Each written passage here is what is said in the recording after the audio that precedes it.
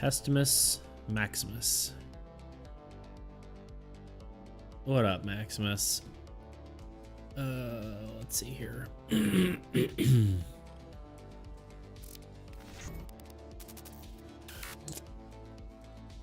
Dalamus Testimus. Yeah, it might be better. How's it going? I am sleepy as per usual. Dude, I've been so tired lately. It really does not help. Kind of been burning the candle at both ends, as it were. I am sleepy boy, but things need to get done, so. I think I might just get right into it. I don't think there's anything that I need to yap about. Going amazing. Woke up at 6:30, okay, a.m. to make it to a lecture, which was apparently canceled and announced yesterday night. Ooh. Well, I guess at least you didn't have to be there. Unless waking up early to go somewhere and then finding out that it's not, whatever, kind of sucks for sure. But I guess not having to be there is kind of cool. So it's something.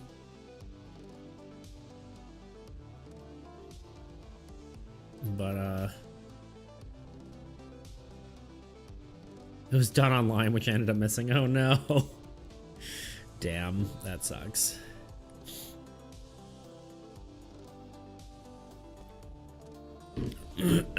That blows. No bueno. Well, I'm sorry that happened. That sucks. So it's just like one of those things, just like it happens. And I don't know where I'm going with this, but that sucks. I've been there. Definitely gone to a class before when it was canceled. So you made all the trip all the way over there. You got up early. Definitely been there.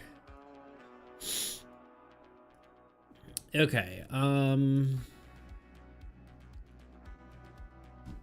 But yeah, I think I might just want to jump into it. I'm like too tired to think. Of course, the first thing I have to do is thinking related, which is create a strong enemy on the level of World Ender. Or I guess at least a unique enemy. I don't have like a ton of like really good ideas. My favorite one is like something that consumes minions to deal damage. And maybe that is a good one because it at least it has to like World Ender scales with the player. So maybe something similar where rather than scaling with the player, it scales with itself, right? So if it has enough endlings, it will deal more damage.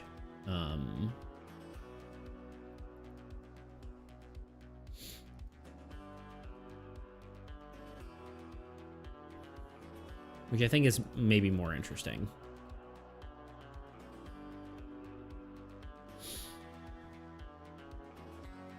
I don't know exactly how that will all work, but I think I did have originally that it would like attack multiple cards.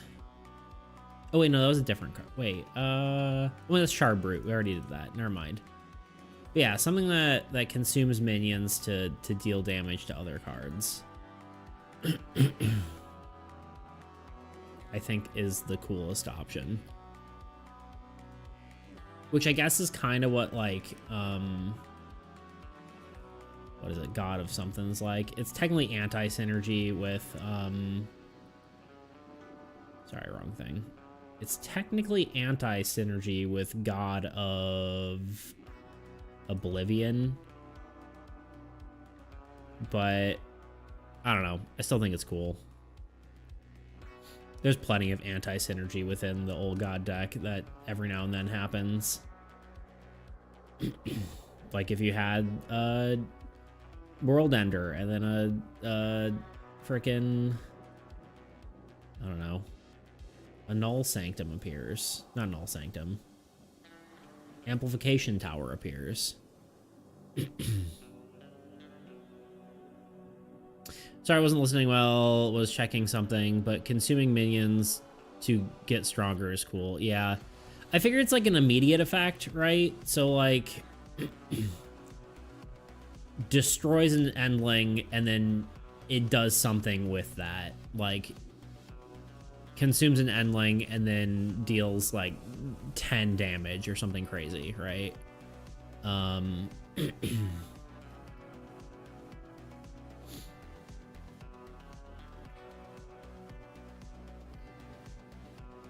And then just doesn't attack otherwise or something like that.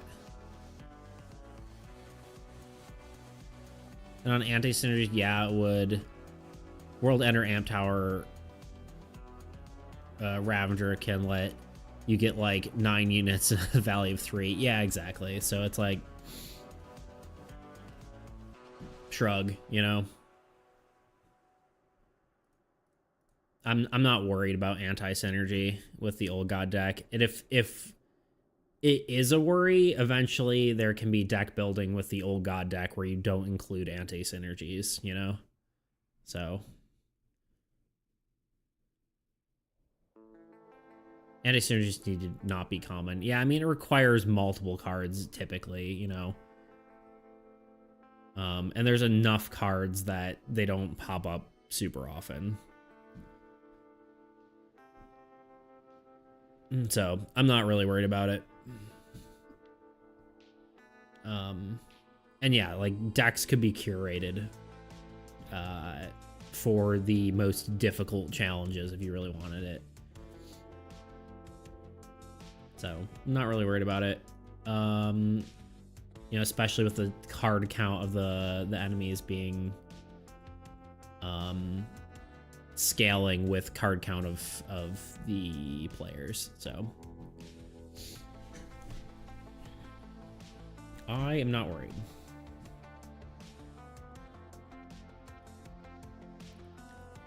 Okay, so the question is, how exactly do we want this to be? I think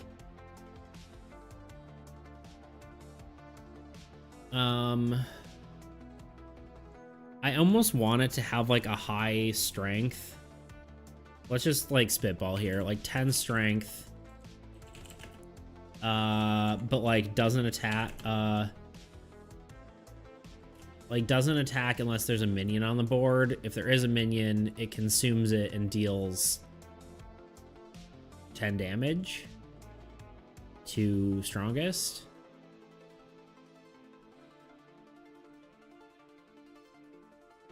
I feel like that's kind of like a, and then so like to beat it, you could try to like just killing minions to starve it from attacking you.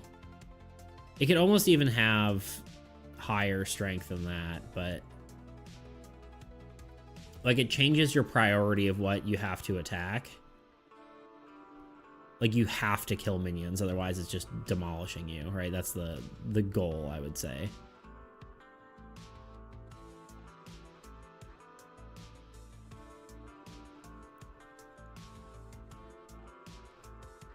It's kind of really difficult to eliminate all minions on the board if there's already lots. It's true, yeah.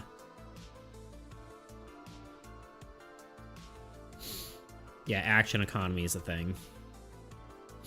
But I mean, it could consume more than one minion also. It could consume like 2 minions or something along those lines. But so it's kind of like it helps you with actually maybe 2 minions is kind of interesting because then it can like sort of help with action economy. There might be a world where it is better to leave it alive.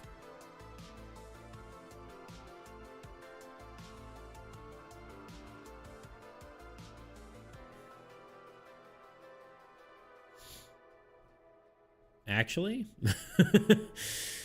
that's just like kind of an interesting thing because there's like event things where it's like, oh, it's worth keeping this thing alive because doesn't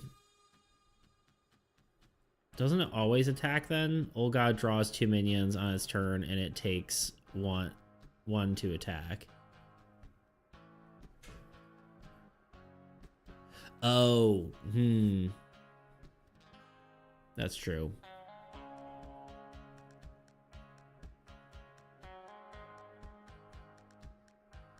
Unless it attacks like before cards are drawn.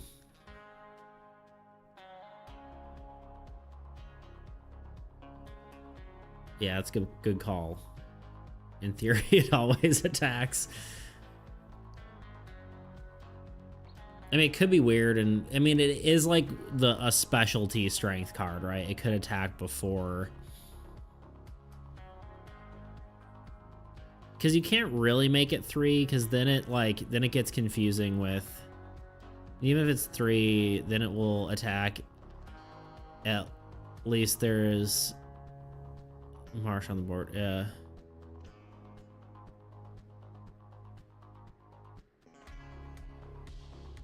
Yeah, the problem with that is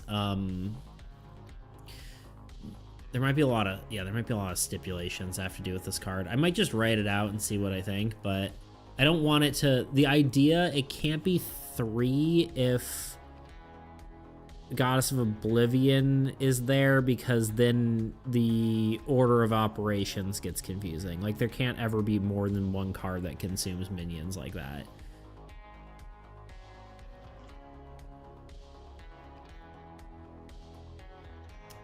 Uh, what about the inverse of that idea? It's strong, but its attack gets weaker per minion killed per turn.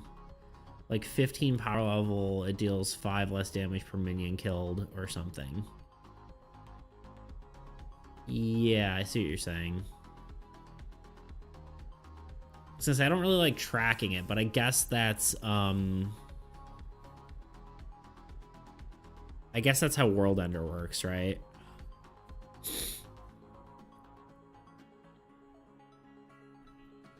Like, it's okay if there's these epic monsters that have something you track. Yeah, exactly. Yeah.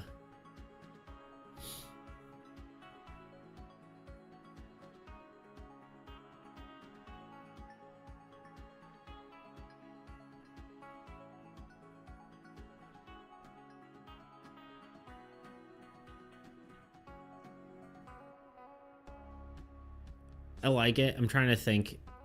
I'm trying to think if the consuming minion idea is ever a thing. Short of like, it would have to be before card draw.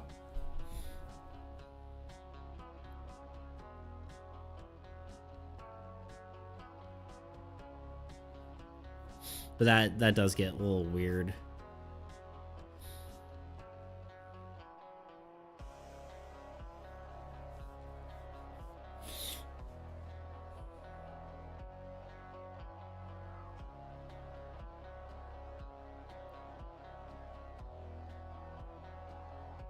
Yeah, I have some consuming minion ideas, but they're both difficult to track and insane. Good. Good. I'm trying to think this through for a second. Because the problem with having to kill minions doesn't make it scale properly. I mean, yeah, you can always kill a minion, but the first... Well, I guess World Ender is the same way, right? The first turn it spawns, it is going to kill something.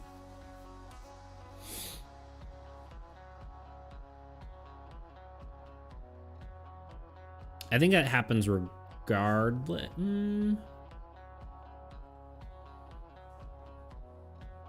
Let me write something and see how it is. We'll probably play with between one of the two ideas, but I want to try the consuming idea, and I want to try, and I'll try to write it out and see if we can make something succinct that makes sense. So,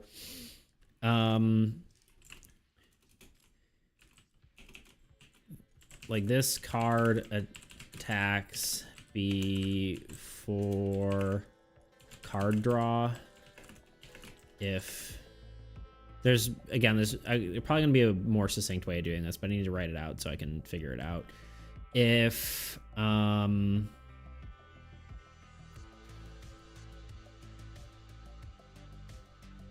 like there is a minion on the board, consume it.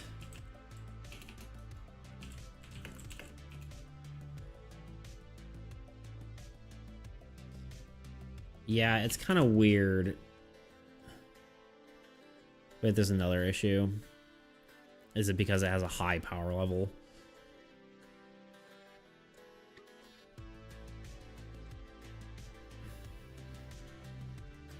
If you get the big guy from ambush.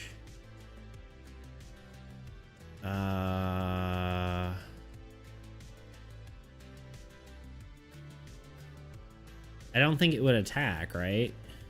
Or you get him... Wait, why is that? I'm trying to think why that matters.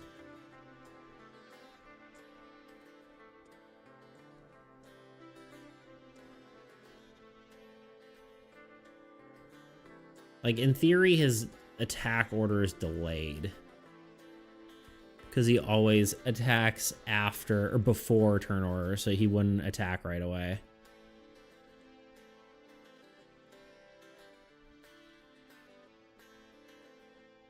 Yeah, it's always delayed, I think. It would have to be. I mean, it have to be unless... Because otherwise, like you said, it draws minions, right? So you're always going to draw 2 minions. So unless it consumes 3 minions to do that, it has to always delay, which gives you the chance to kill minions beforehand.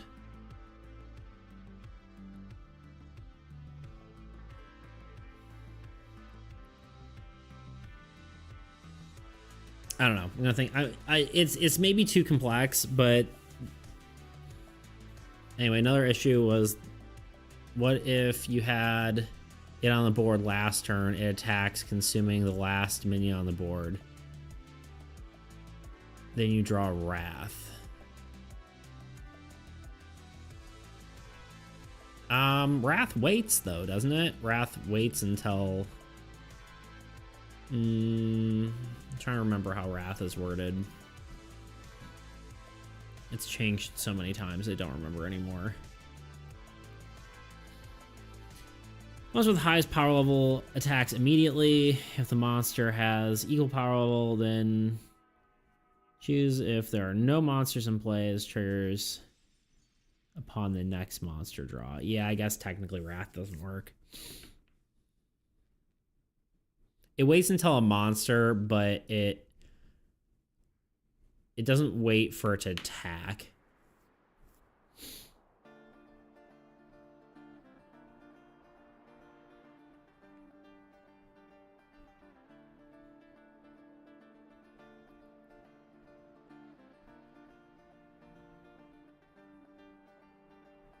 Let's write this out, because again, we can figure out how it's worded and see if we can pare it down. But this card attacks before card draw. If like, we need to figure out all the things we need to say and then see if we can condense it down into something reasonable, or if it's just going to be too confusing to actually do. So it needs to attack before card draw. If there's a minion on the board, consume it. Maybe, or like, in order to attack, this card must consume a minion.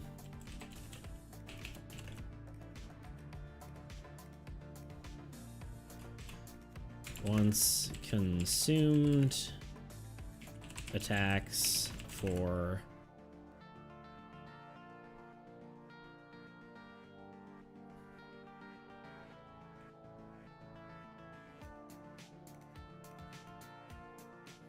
I don't know, 10 strength? I don't know, is 10 strength? 15 strength. It's a lot. It may as well just kill a card, but it's also... I mean, it could just destroy a card.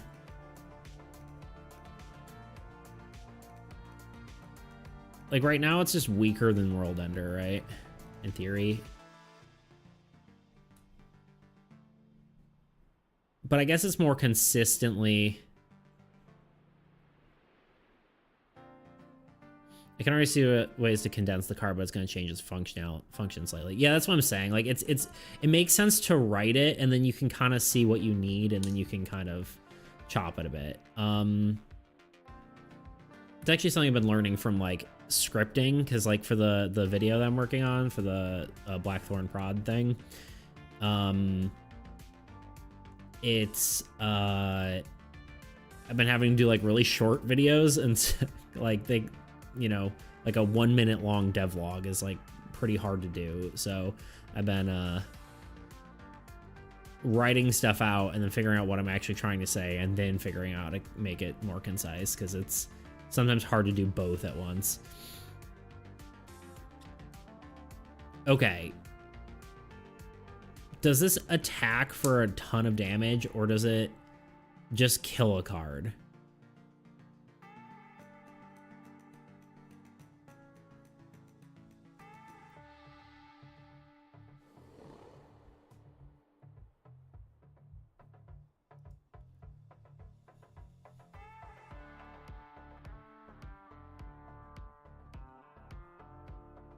I think it might be more interesting if it just attacks with a damage, but honestly, resolve the kills versus damage thing later. Yeah, that's probably true.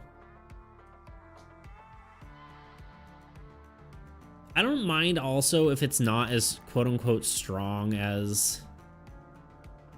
You can even give it AoE damage if there's enough room. Yeah, that's true.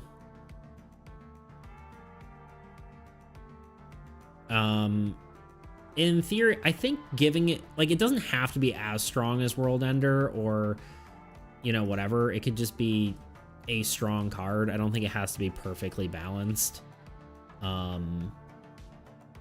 Just that it's, like, a scarier card than normal, right? It is scarier early, I suppose, because it has a high strength thing. It just needs to be a threatening unique card, exactly. Okay, so let's say it's 10 strength. It attacks strongest hero, then structure, then land.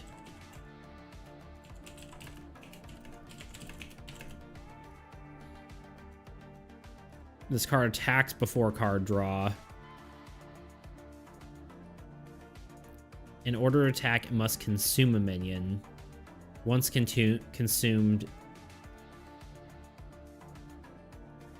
Consumed is a weird term.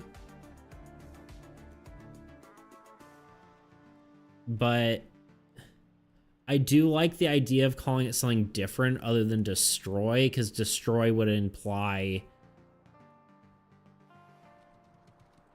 people get a benefit from that, but it's also vague, which is a problem.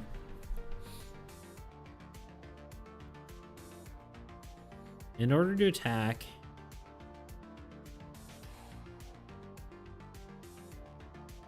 remove is a good one.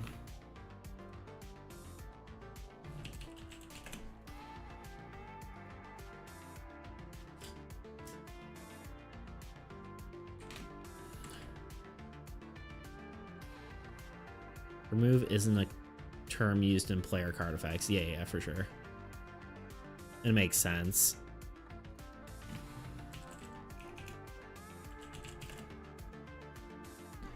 The only problem is it doesn't say, like, how removing works, right? In order to attack this card, I would say removes a minion. Instead of must remove, it removes a minion.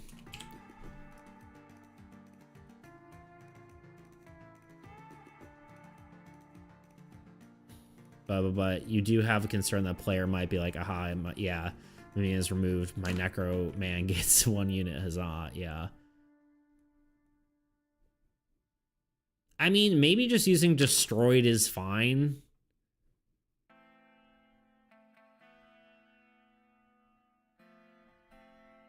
What does a Goddess of Oblivion say? It says removed.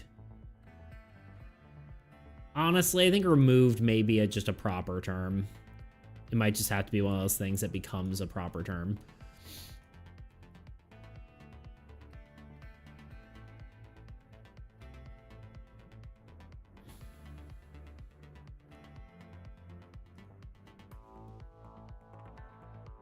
Or, alternatively, it could be placed back into the deck.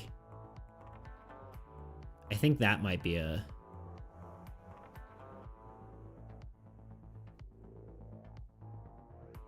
Like, unplaying a card, I don't think you would get confused that it's destroyed, right?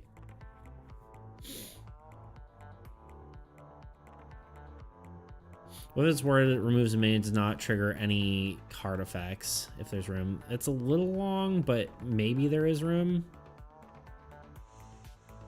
Although...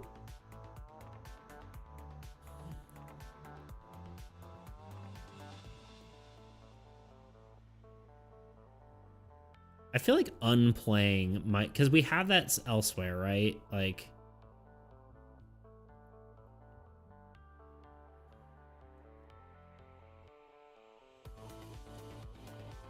we could do that, because I mean, it wouldn't be that hard. Like, the card moves a minion, doesn't trigger any... I mean, you could just say does not trigger triggered effects or whatever. because the triggered effects is just a icon, but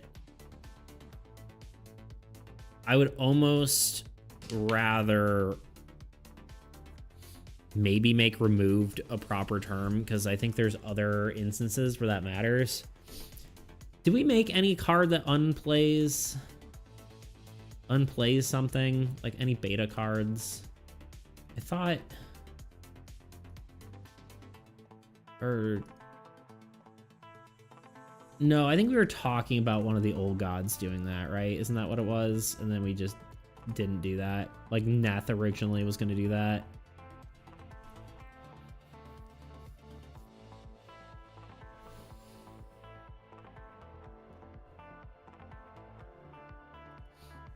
That's just worded poorly. Well, yeah.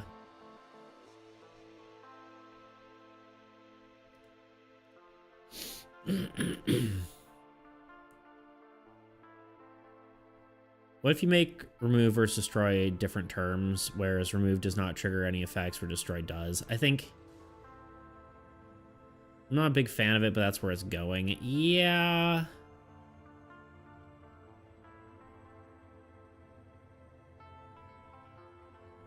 Because you need to explain it to the players that aren't getting benefits without writing it down. Yeah.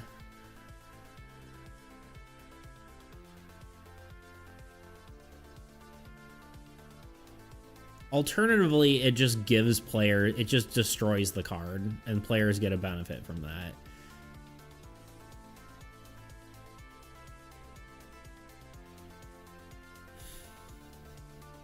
Yeah, that's the alternative, but... I mean, how many cards do we really have that are destroying their own thing, right? And, like... You make it strong enough, it can be fine, yeah.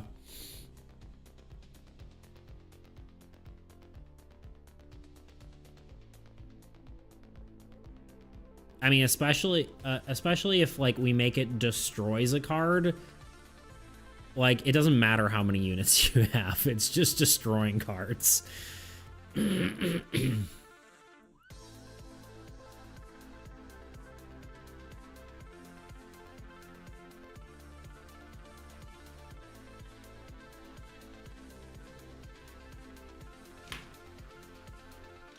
Screw it. We'll just call it destroyed. I think it just keeps...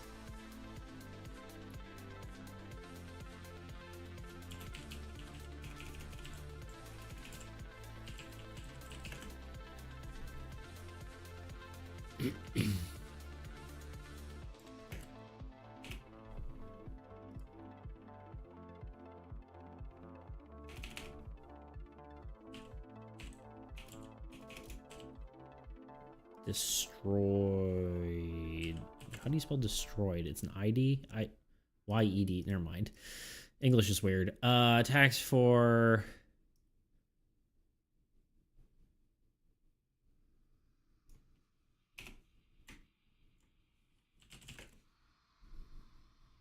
This card attacks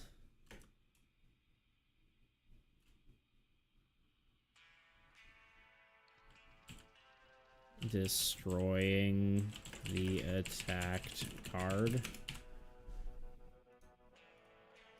I don't know, maybe a little wordy, but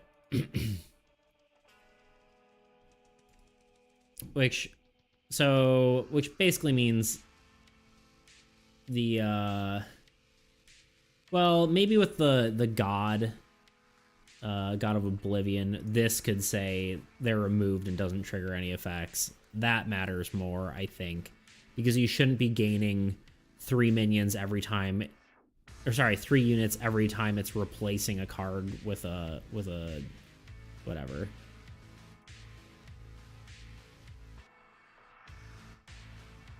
Maybe even replaced, just not use. I feel like replacing assumes that they're not being destroyed. If 3 minions on the board, then they're replaced by an old god card. That feels like... Yeah. Oblivion does that. Yeah, so anytime 3 minions. That's why I was saying there was anti-synergy, right? With consuming minions, but Oblivion is terrible with triggers, Necro, and Butcher. I feel like replaced should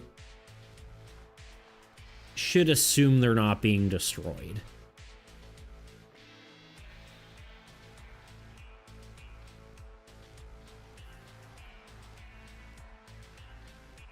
Like, I think you're really kind of... I played Oblivion like that, and it was alright. Yeah, I think just saying, if there are 3 minions on the board, they are replaced by an Old God card. Before it said they are removed and replaced by an Old God card, but I think just saying they're replaced is actually... 1, it's more concise, and 2, it's actually clearer on what's happening. Believe it or not.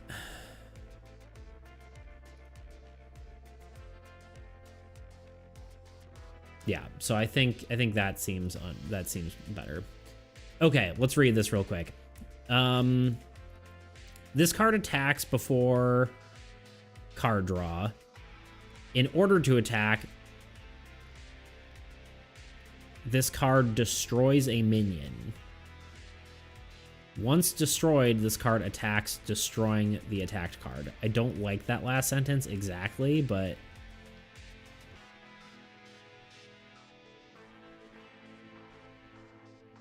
I guess it could just say when attacking.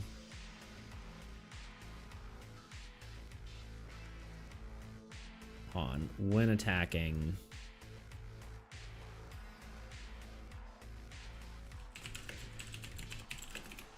This card destroys the attacked card. Okay, one more time. This card attacks before card draw. In order to attack, this card must destroy a minion. When attacking, I say this card a lot. When attacking, this card destroys the attacked card.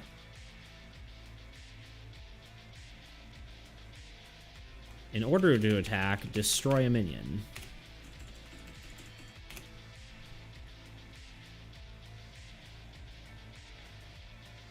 Nah.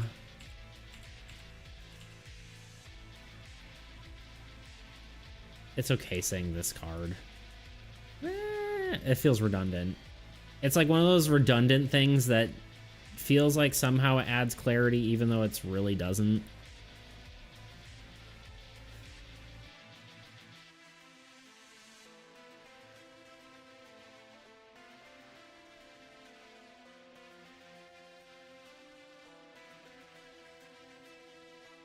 Probably should just say this monster too, because that'll just make it an icon. Monster attacks before card draw. In order to attack.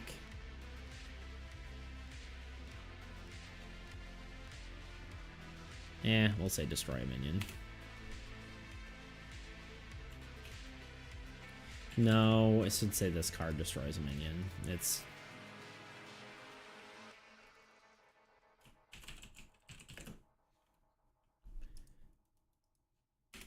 Otherwise, it would say that you'd think if a minion is destroyed, then it attacks, which is not really what we're going for.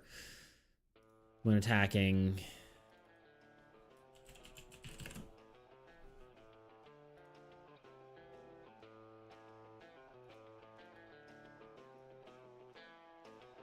This might be redundant. When attacking, destroy. See how it sounds in game, and then we can maybe tweak it if a DB.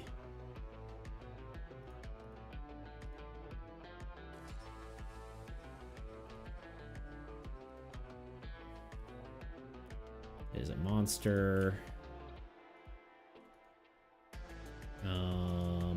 There is a singular copy.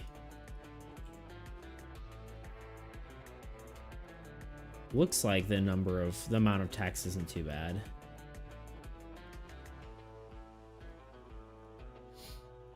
Plus there's a lot of icons in it. Attack strongest, hero, structure, land.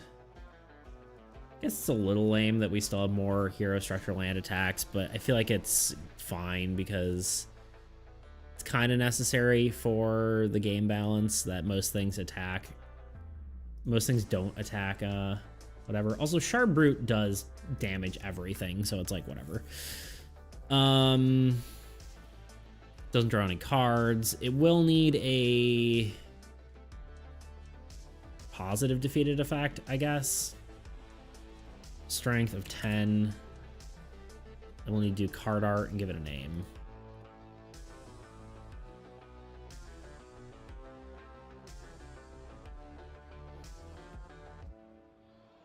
I think I may just give it the same power as, or the same defeated effect as... God, it almost feels like it needs more than 10 strength. We'll see. That's, again, like you said, some of this is going to have to be figured out in... it'll have to be tweaked in playtesting. It's one of those things you can't really just assume everything that's going to work for it. Store a card your choice controlled by the old god.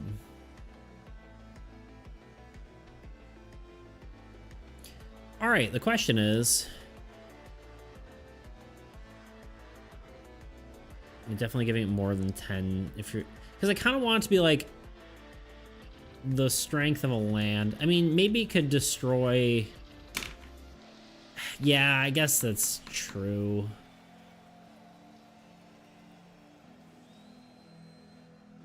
I'm trying to think that through yeah, it is too powerful. It does need a positive defeated effect. Maybe it just gives you like a boon of minions or of units. I think that might be more interesting, actually. I feel like we don't have a lot of things that give units anymore. That pretty much all died, like, when we reworked the effects. Yeah, nothing gives minions. Or not minions, units anymore. I kind of like that.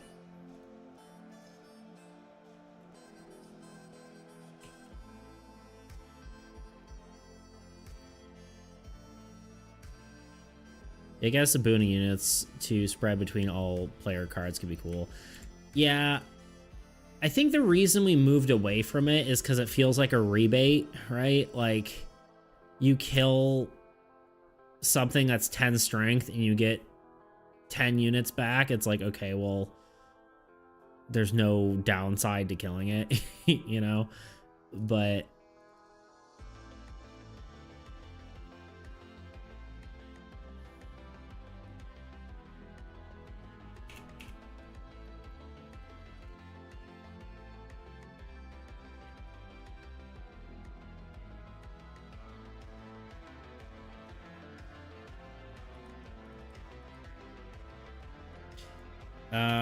players get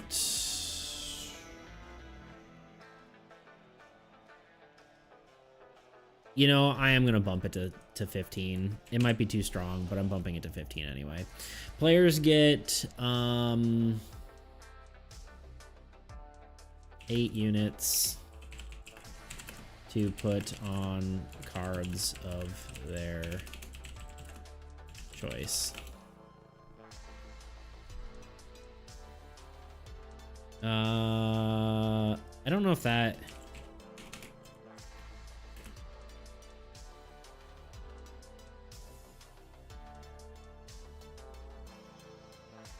Like, it should be like a shared pool of units, but I'm trying to say...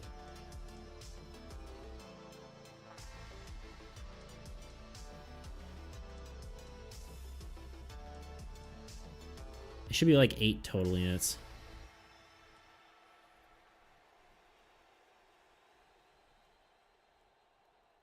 I still don't like giving units per monster kill normally because it's giving you the same resource you spent, but one strong monster is fine. It's good, in fact. Extra variety and unit gain is going to feel unique now. Yeah, I agree. Yeah, I think typically as a game design thing, it's not great, but at least for this, right? But it is interesting. How can I word this better, though? Because players get 8 units to put to cards of their choice. Feels like it could mean both players get 8 units and not a pool of 8 units to spread across all cards. Get a total of 8 units. Or I could just say each player gets 4 units. Might just be the better way to do it. Yeah.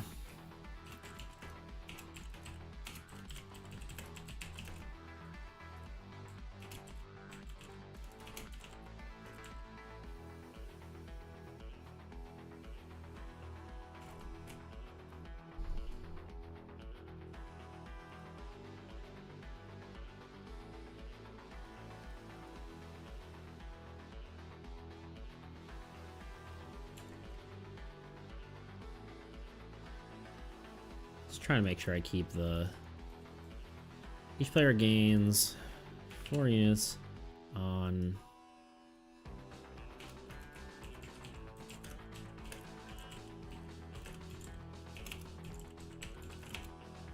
each player gains 4 units on cards of their choice.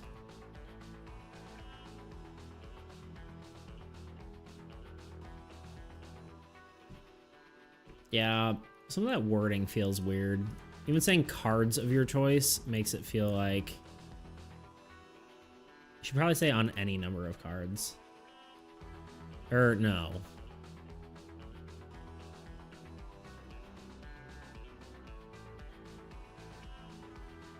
To allocate to any number of cards.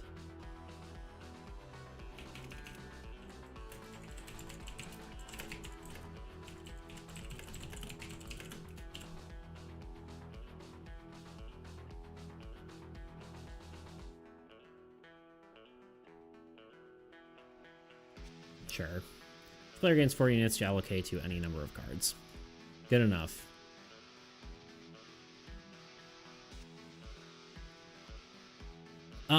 What is this thing called? I was gonna say something, but yours is shorter, so cool. What is this called? I feel like something along the lines of World Ender, but maybe something different.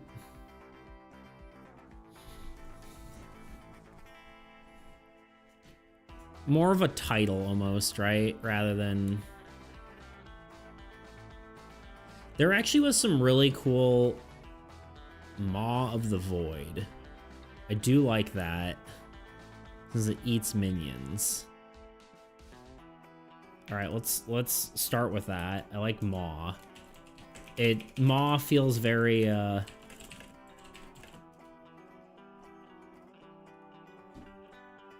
very iconic already. Like I can picture art when I see Maw.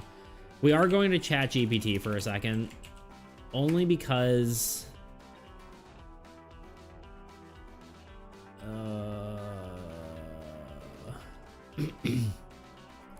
it gave me some good ideas of like titled characters, and I was like, those sound cool. Maw of the Abyss. Look. Slowly fading away. No. See, it already knew what you were saying. Abyss might be somewhat better because we have like 12,000 things named Void, but Spinebreaker, Rupture Scott, Herald of the Unmaking. That's like kind of cool. Chain Plague, Shard of Infinite Night, no. Warden of the Wasteland, no. Devourer of Reason.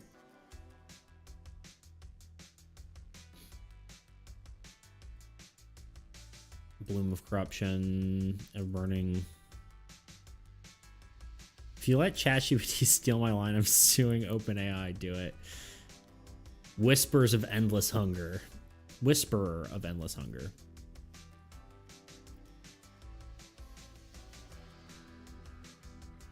Screamer Between Worlds. The Unshackled. Herald of Spoils. Honestly, the Gardener of the Void. Bloom Rot. Or Rot Bloom. I do like, that's kind of like an interesting idea, but not quite. That feels very, Remnant. Vein of the Void. I like potentially using something like Abyss over Void just because we have so many things called Void. I will say that. But, and the other one, Herald of the Unmaking, is kind of cool, but that said, how many cards? Well, let's actually look at see how many. Okay, so we have Void Hollow. We have Void Stalker. We have Void Rift. So we have 3 cards already with Void.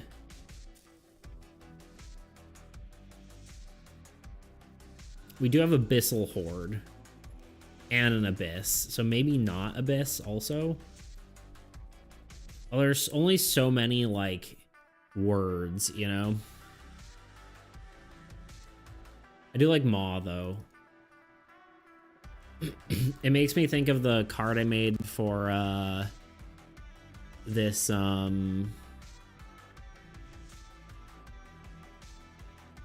my I'm just gonna call it a game jam game, right? The BTP game. I almost could use it. This guy.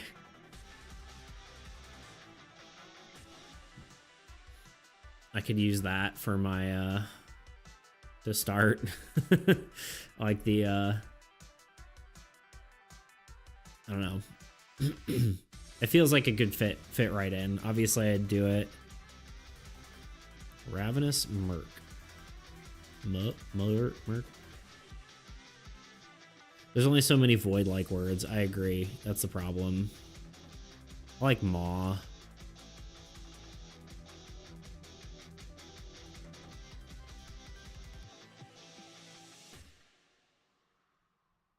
Intenbrosity is never going to be a monster name. For sure. But yeah, I think some art like similar to this is kind of what I'm envisioning, but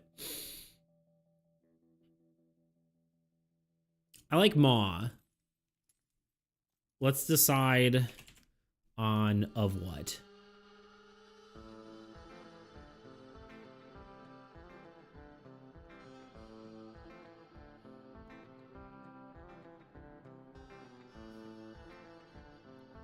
Ravenous Maw.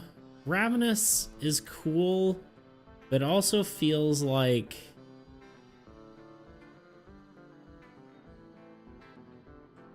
I don't know, saying of the underworld, does that fit in the theme? It's not really the underworld. It's like an extra dimensional thing. I think of the makes it seem more unique, right? Whereas just calling it a Ravenous Maw makes it feel more like just another creature, right? If that makes sense. Of the Depths, that's maybe okay.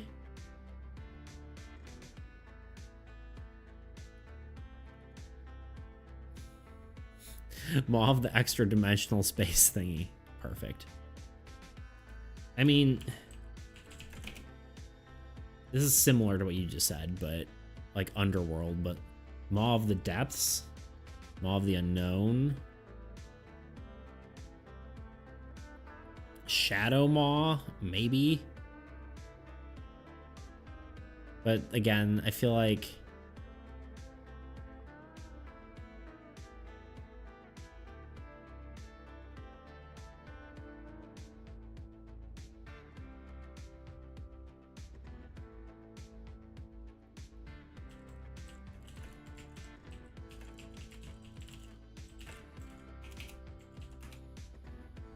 Maw of the Unknown.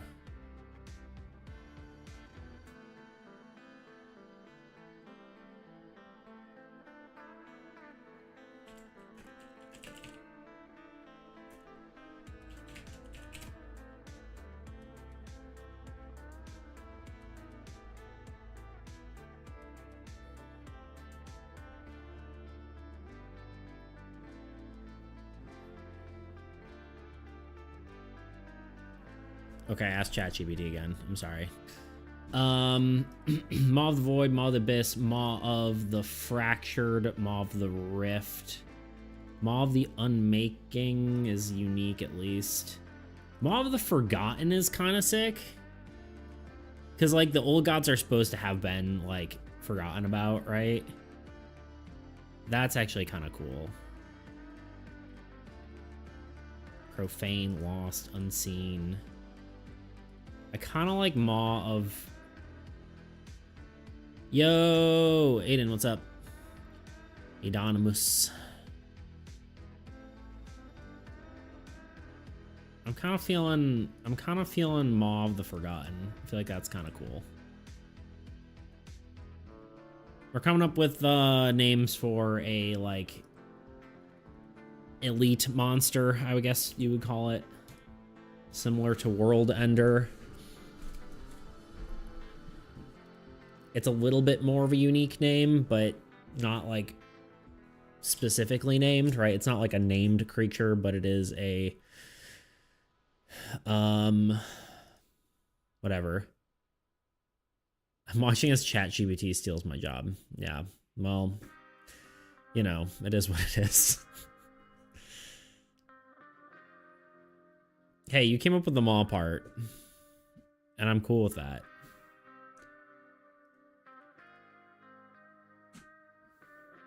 Yeah, I don't know how I feel about, like, AI stuff. It's, like, such a great... It's...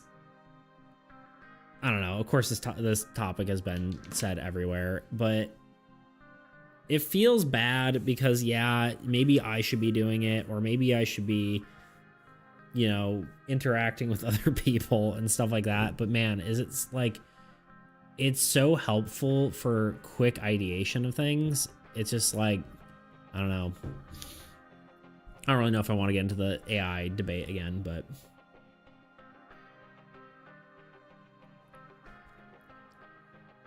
And sometimes it's not helpful, but at least it gets your, like, brain flowing, right? I don't know.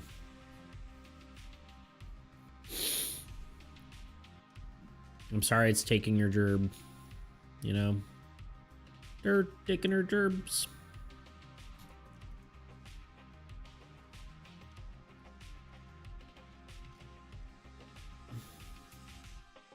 Just have it say, like, Maw, copyright Maximus, of the Forgotten, copyright OpenAI.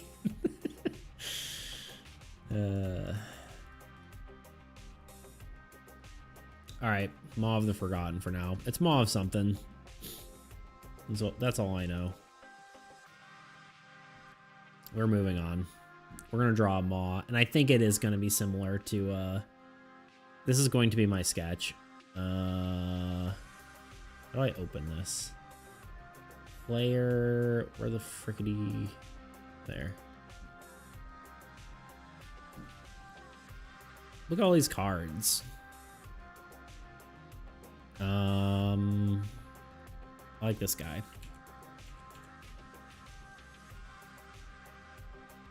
Maw's just like an open mouth or draw, right? Yeah, yeah. This is... Oh, wrong card.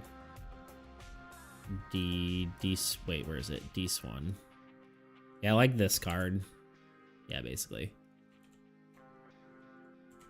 This is from my other game I just made, but I kind of like something along these lines. Maybe I'll flip it, mostly for the sake of not being too much like World Ender. I could also have it be more like a Maw that's like... I don't know, this just feels like a better orientation for a card. I could, like I said, I could have it like just like a pit of teeth, but... The jaws or throat of a ferocious animal defines by Oxford Languages. Definitions from Oxford Languages. I can't words. A bleep bloop, a flippy floop. You know?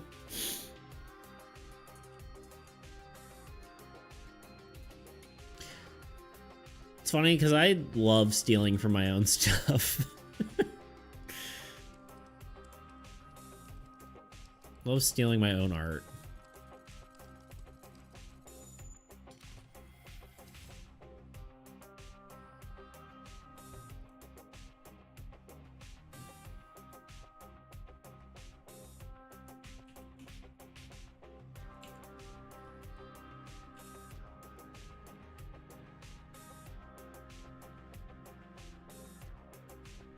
Might even, like, I'm almost tempted to make it even just lots of teeth.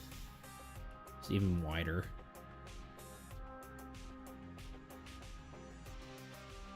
Who doesn't love auto plagiarism? Never even thought of calling it that, but that is funny.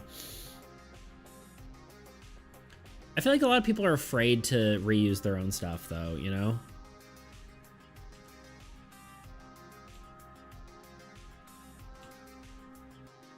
You know, maybe rather than doing the... Let's, like, look at World Ender, because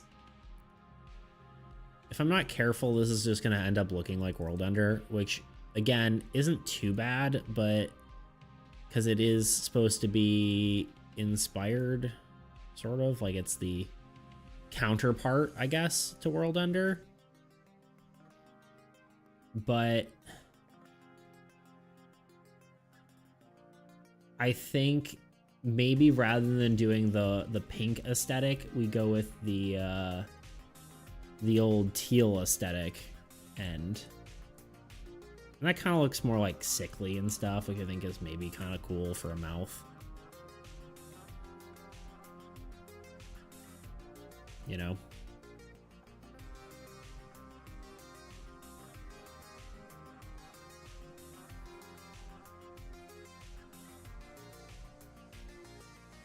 Part of me is also tempted to, like, now that you used up the teal for strong cards, you physically cannot make a third one.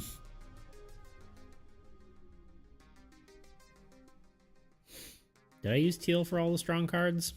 I've kind of just been pushing toward teal at this point. Oh,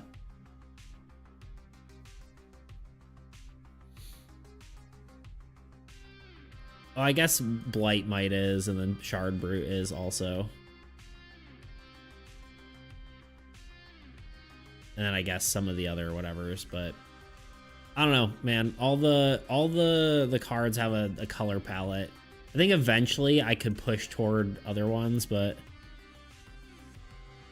no, what I meant is now there is teal and red strong cards, so you can't make any more variation. Ah, gotcha. By strong, I mean like World Ender. Ah, I get you. Sorry, I misinterpreted that. The only other like bright color in the aesthetic that I don't use too often is like the fire colors, like what's it called? The fire colors in like Inferno or Desolation, right? Like I could make like a yellow background for one of these at some point, but orange. Yeah, it's like a yellowy orange, right?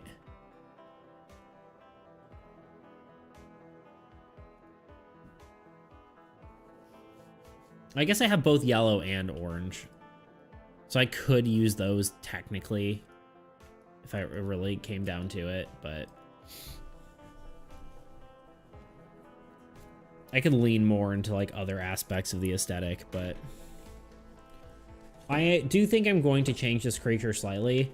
I may give him a tongue because I kind of want him like eating a building or something. I feel like that would be kind of funny. Not necessarily funny, but like interesting. I'll also probably give him a little bit more like dimensionality. He's not just going to be a silhouette. I think he is going to be pretty silhouetted, but like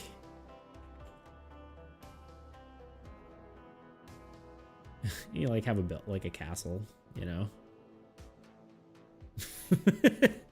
Maybe the giant long tongue is a little too creepy.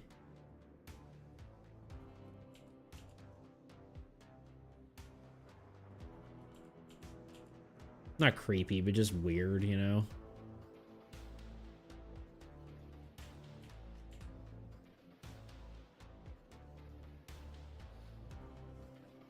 Or maybe you just, I do like the little thing I've been doing where you put like a little guy and he's like hanging on for dear life, right?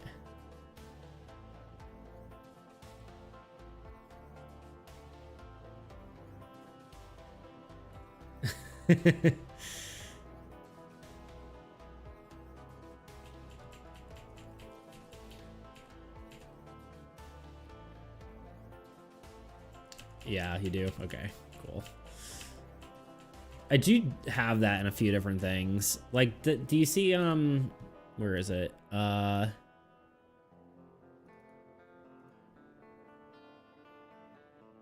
did that in Abyssal Overseer as well.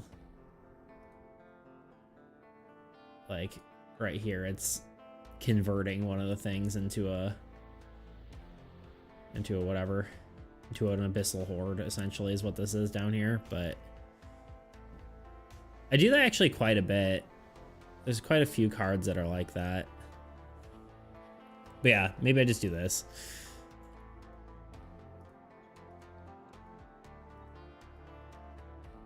We'll have a few, right? And then maybe just like make it look like this is like coming up from the ground, right? Like have some rocks and schniz sort of breaking away, like it's like a freaking sandworm.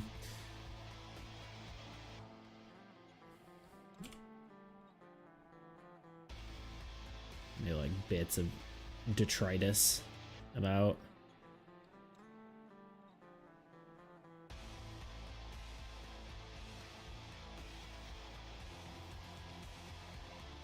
What if the golem impaled on one of its teeth to make it extra huge?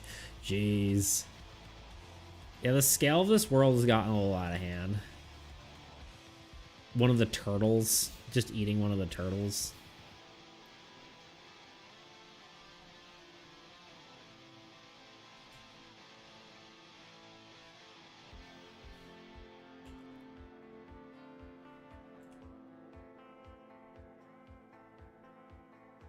I think we'll stick with little guys just because it's easier, but I don't think they're gonna quite be like, I'll make them a little bit better looking, but I do like the idea of like putting like a castle in here though.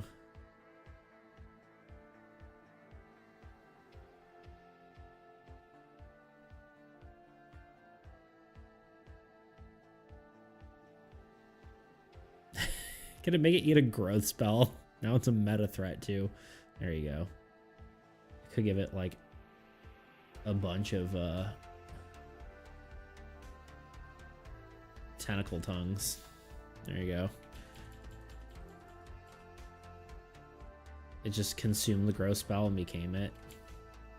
So it has all the tentacle vines that growth has for some reason. I'm just kidding. We'll keep it simple.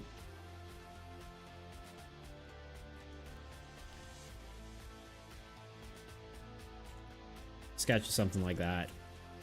We'll make it work.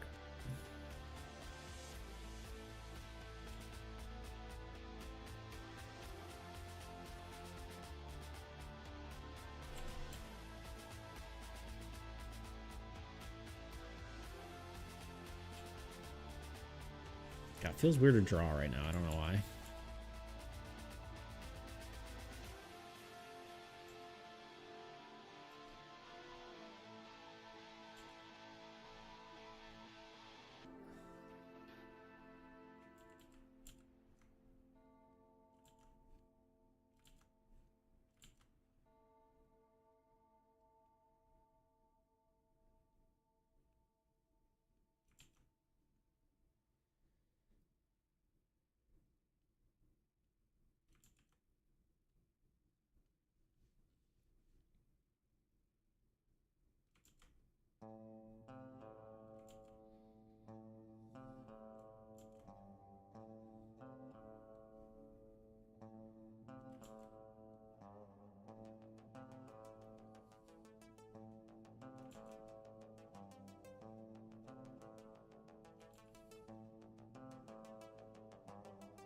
I don't know if these are exactly going to be what the eye shape is, but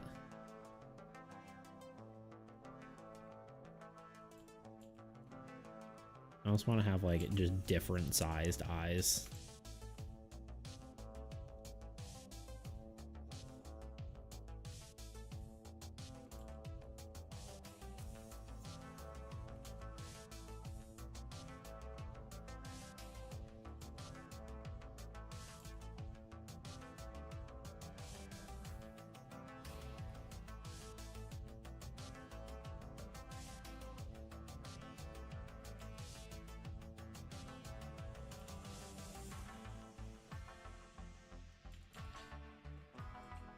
I don't really like it having room for anything but teeth. You know what I mean? It all has to be teeth. Its entire maw.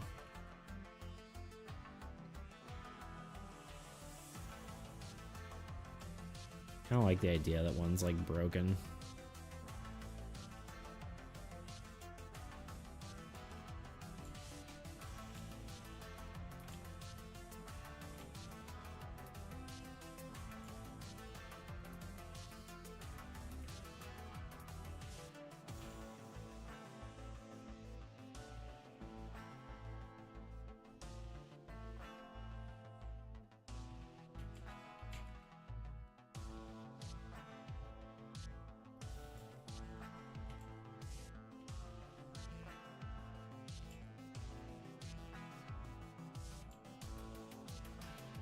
It may end up kind of silhouette-ish because I think it might just look better, but I'm unsure as of current.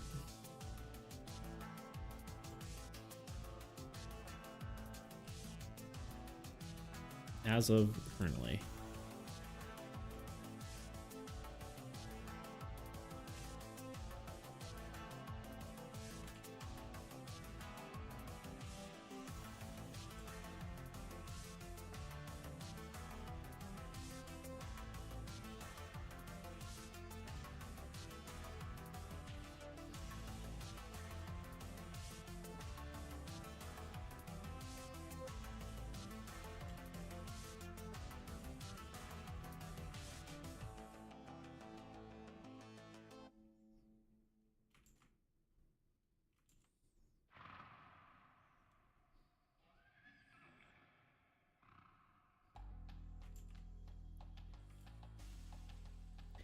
Yeah, I was thinking about like the lore of this game again, and how it's just not very like coherent. I mean, it's like coherent, but it's not like realistic, right?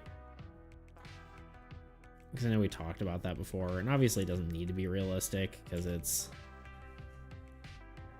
just a bunch of whatever. It's for a card game that doesn't really need lore. But that's kind of interesting because I think I was watching someone else who was talking about world building, and I'm like, I do miss that. And I could add it to this game, but it just feels like it's too late already, you know?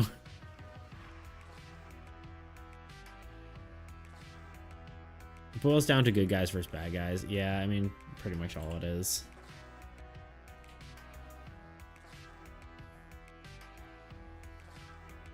And part of me, yeah, like part of me wants to add more, but it's never too late for world building. Sort of, right? Like, the problem is it's not so much that it's too late per se, but it does mean you have to come up with logical explanations. Like, I guess making it a realistic world, it's too late, right? Like, if I want to be like, oh, how does this giant creature exist? Like, kind of like how we were talking about the turtle, right? We kind of have to go back and make up the lore afterward. How does this thing actually function? So you have to like go back and determine what it is after the fact, which I don't think is necessarily as good. mean, it's not necessarily bad either, right? You have a thing that fills your need visually, and then you go back and decide, you know. Well, you can just say magic for a lot of that, however bad world building it makes it. Yeah, it's true. It's magic. Yeah, I guess that's true. I'm not convinced about these eyes. I think they need to be different.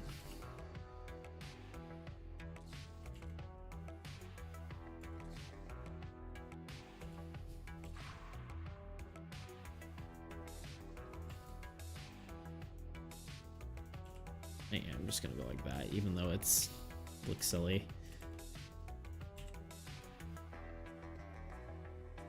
I feel like I want the eyes to be more.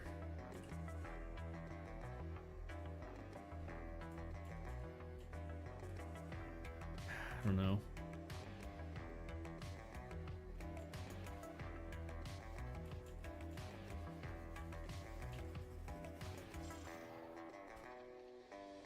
Yeah, let's make them more abstract.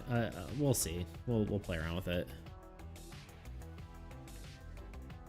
But yeah, I guess that's true. I mean, that's kind of how I've done a lot of it. I mean, there is world building, right? Like, it's not like there's no lore. There's clearly like factions and stuff like that, and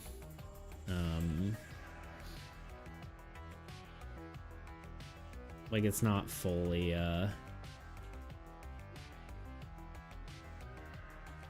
there's stuff, right? It's not all just.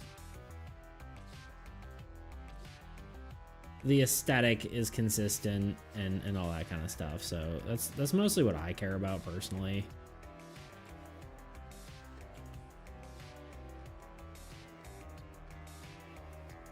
Like, there are things that have very inconsistent aesthetics, and that kind of bothers me.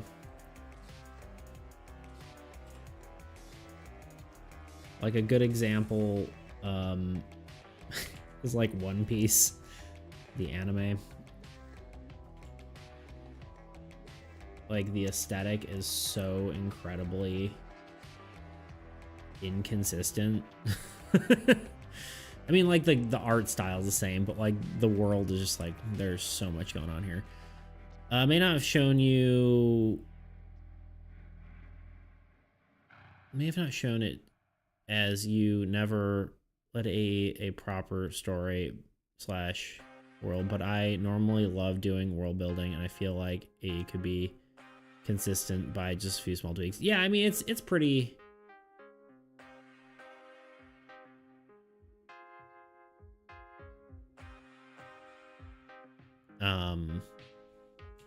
It definitely has potential, right?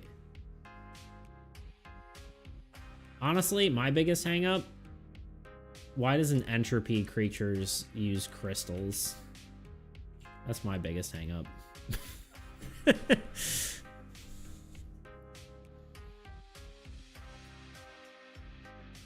Because after thinking about it, crystals are probably one of the least entropic things to exist.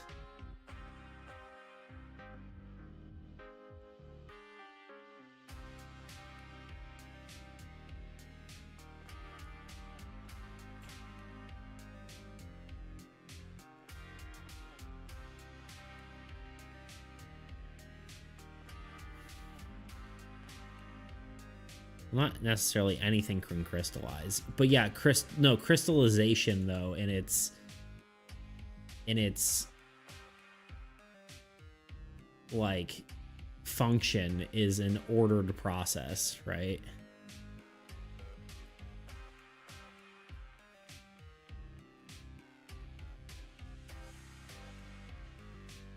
Like crystallization, especially ones that look like crystals, right, is a very ordered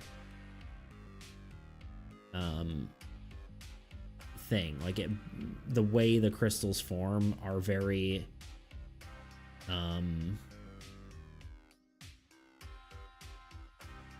the same, you know. Granted, I mean, there is the argument, like, to destroy anything, you have to create something, and to create something, you have to destroy something, right? Like,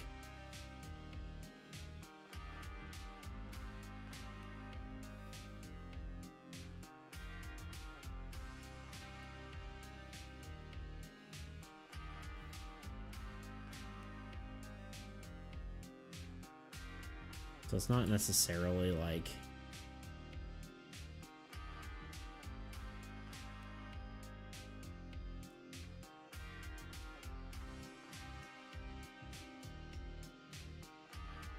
It's definitely ordered, and entropy refers to chaos, but I don't see that as much trouble in it. Yeah, I guess, and it's also like creatures, I suppose, are technically ordered as well, right? Like biological systems are also ordered.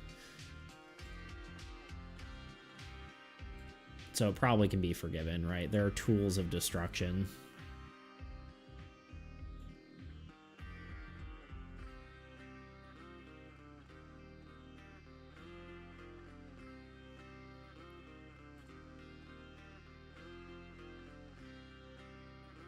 And I also think maybe, like, me having entropy... I mean, entropy having monsters and minions, things like...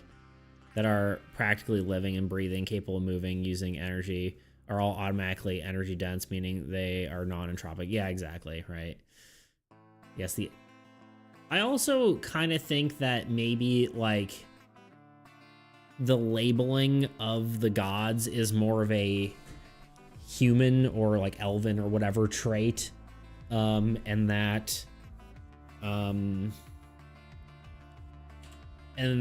their official titles are less of who they actually are and more of just something that people assign them.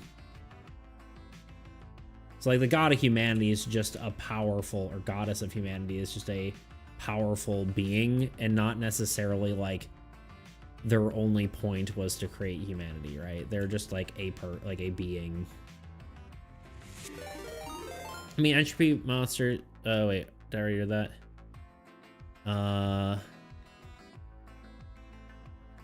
Where are they going? Breathing, capable of moving.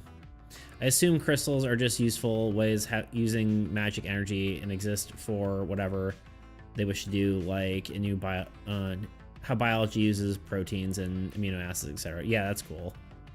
Whoa, raid, yo! What's up, BK? What's up? Hello again. Heck yeah, thank you for the raid. Looks like you're one short of 50 followers, except now I'm not. Heck yeah. I don't have a air horn button, unfortunately. But yeah, thank you for the raid. How was your stream? What are you guys up to today? I really appreciate you stopping by. Look at that. Goal reached. It has a little thing and everything. I don't know why it doesn't give me that notification sound, though. I almost just, like, missed it. It was good, thanks. The UI was coming along really nicely, and super happy about it. Awesome. Also, welcome in, Captain. I think I already said your messages, but welcome in. Welcome in, BK. I appreciate y'all coming. Yeah, I'm working on more art for my game. And this is the Maw of the Void. What do we call it? Maw of the Forgotten, something. I can show off my game for half a second.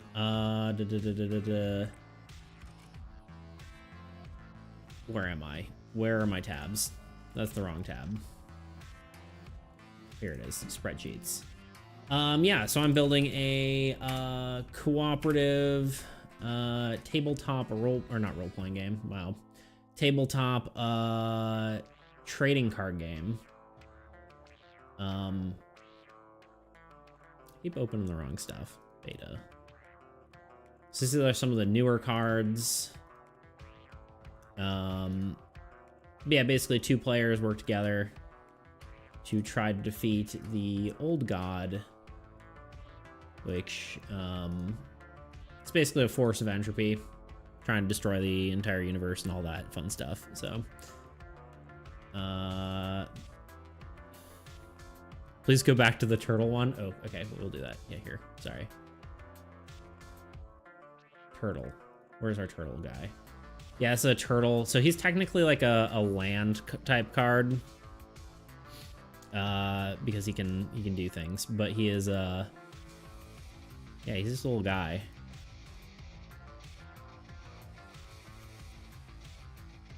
It's a land. I love it. Yeah. There's also the evil version of it. Dead turtle. Mr. Panera. Yeah. Panera. Pandaria. R.I.P. Turtle. Yeah, all the like evil lands are the wastelands, if you will, are variants of the player lands. So not that they actually correlate, but yeah. Yeah, there's the turtle.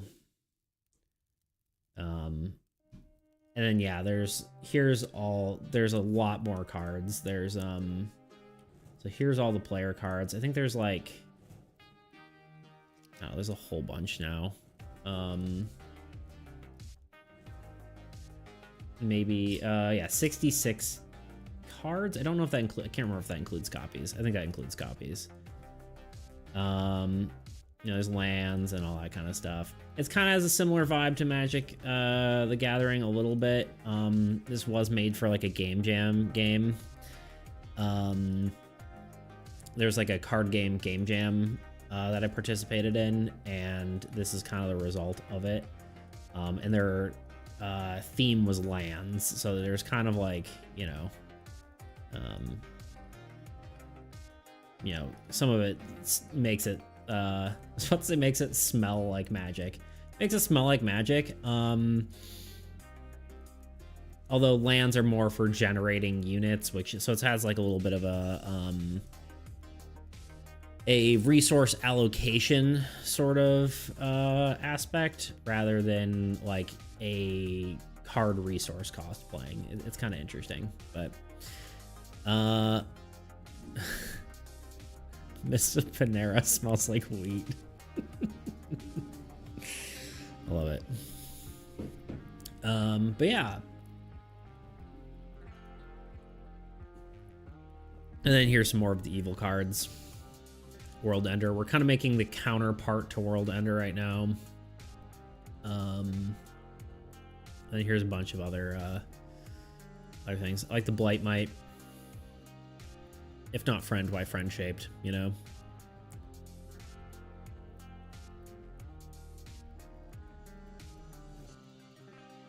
And then, you know, a bunch of other stuff. Null Sanctum. I do like Desolation. Felt cool drawing a black hole, you know? But yeah, that's pretty much the game. I do have it on a few different things. I believe that. Does that do it? Yeah. You did have a nice stream. Pros come along nicely. Thank you. Yeah, I appreciate you dropping by. Definitely rest up. Streaming can destroy your brain. I certainly know. I get streamer brain too often. But yeah, I appreciate you stopping by. Thanks for the raid. Yeah, if you're curious, there's those. I also have a Discord.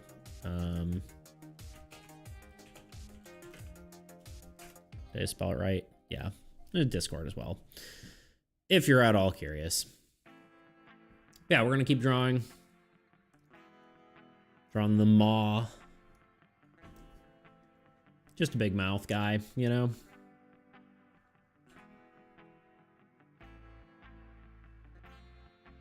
Yeah, it's cool we hit 50 followers. I think I don't think we technically have I'm trying to see if I actually technically have what I need to get partnered. Not partnered. Affiliated. I always say that wrong. We'll figure that out later. But I don't think I quite there. I think I need like 3 concurrent viewers normally or something like that. But anyway, back to drawing.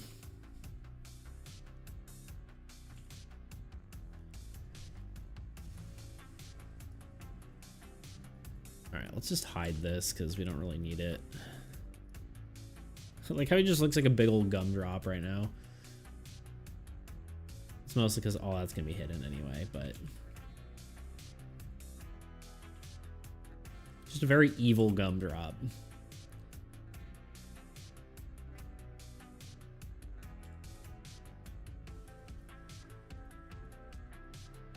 Angry little gumdrop fella.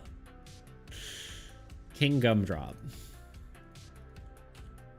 He's just a little guy.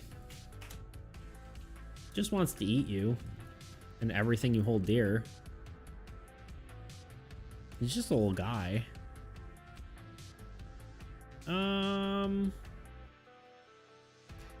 Getting those average 3 viewers can be tough, but it'll happen. Deciding to go affiliate or not is such a big decision. Yeah. Yeah, I don't know exactly how that all works. I definitely would like to. I mean, I stream often enough, you know?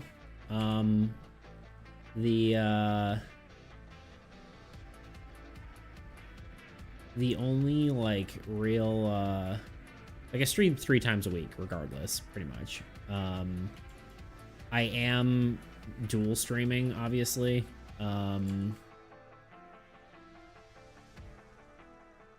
So it's not like Twitch is my main thing necessarily. I think I've gotten a lot more people through YouTube than on Twitch, but at least my consistent people, you know.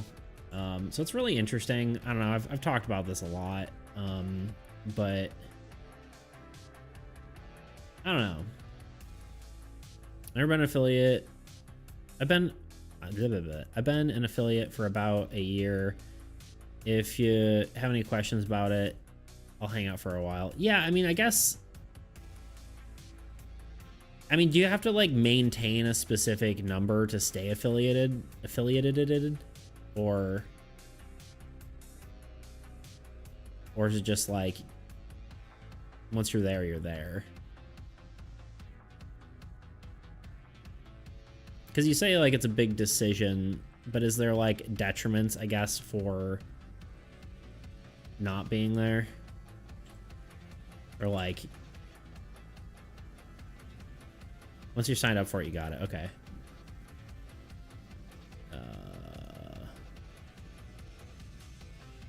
No. Okay, yeah, I mean, I don't know. It's definitely... I think it's definitely something I would like to get, right? Like, I think it's...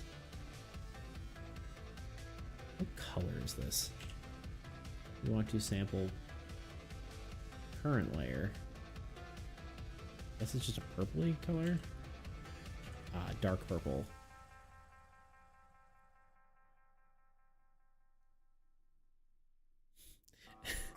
If you fail to get 3 viewers after signing up, they send a special Black Ops team for each of your cousins. No, I have a lot of cousins. No. The downside, of course, is you'll have to run ads. Ah, there's no opting out of it. Gotcha. Okay. Yeah. That makes sense. Yeah, I guess that kind of sucks. I'm chatting with someone from YouTube. Hello, YouTube. Yes, yeah, there's Maximus is there. I know, like, people are against the what's it called? Dual streaming, because it does, like, divide the community, right? Like, you only can see it on the screen and not on like in the chat, which I think is kind of like, it kind of sucks. Like, I wish there were a way around that, but there just really isn't. At least not that I've found yet. But so that I'm kind of like, unsure about, but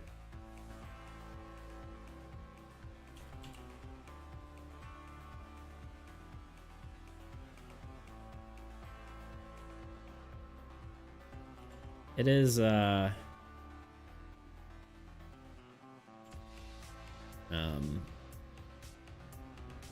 I don't know. Not sure if dual streaming is will be what I do for forever, but for now it seems to make sense. But I know there are a lot of people against it, I guess is what I'm trying to get at. It seems like Twitch viewers care more than YouTube viewers.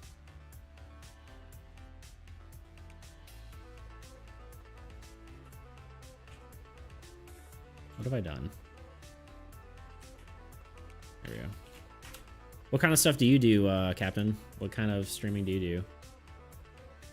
Ouch. I don't even know what I said. Did I say that wrong? I was just saying YouTube viewers don't care as much that, like, you're dual streaming. At least from my perspective. I don't know if it's true, but whereas Twitch, people from Twitch are, like, more... They care more about that, I think. That's what it seems like, at least. I could be wrong. Oh, I misunderstood that. Yeah, I was like half trying to figure out what art I was doing and didn't probably didn't explain it well enough anyway. Probably on me, let's be real.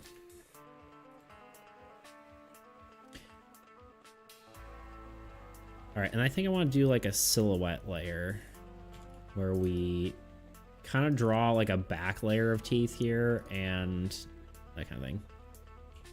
But yeah, no, I just meant that YouTube is like more, I think there's a lot more like lurkers and stuff like that and people who don't really mind just chilling, whereas Twitch is very cognizant of, I think,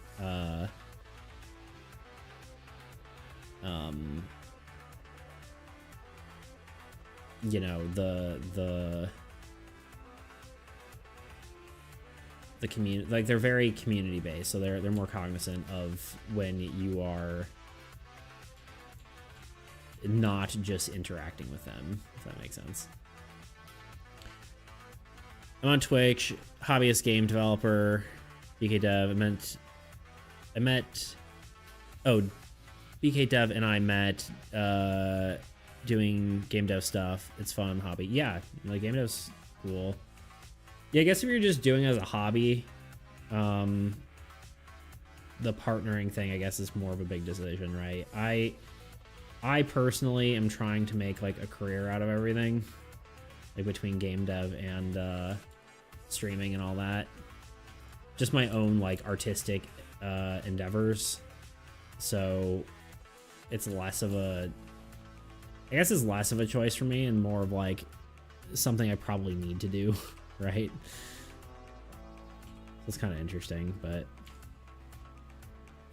should I have more little guys?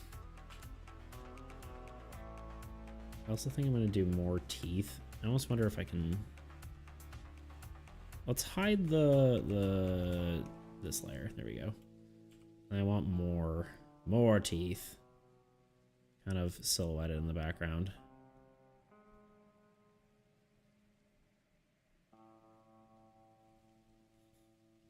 Yeah, that's cool. Can I? Is there a? How do I? How does?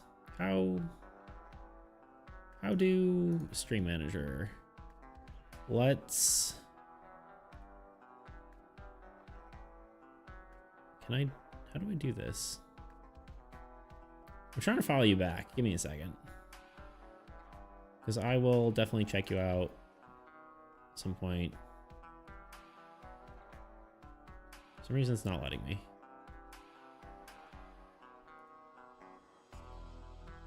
Yeah, literally just doesn't let me look at your channel.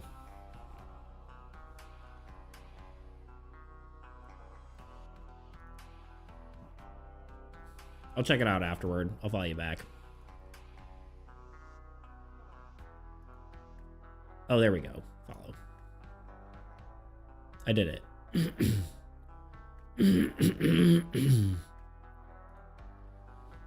There we go. I'll check you out sometime. Technically, you could just keep streaming as advertising your games, but I don't know if the smartest move to reject running ads for no reason. Yeah. I'll be back in a while, but keep lurking. Yeah, I think. Thanks, man. I appreciate it. Yeah, I don't think it's worth doing that. If people really don't want ads, they can do ad block, you know? I don't care.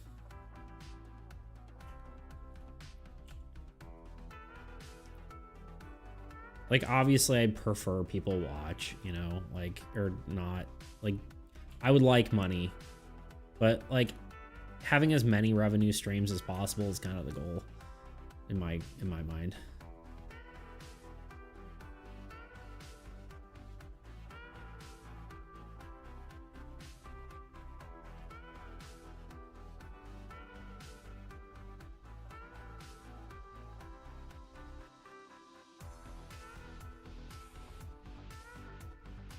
Sometimes it's hard to draw randomly.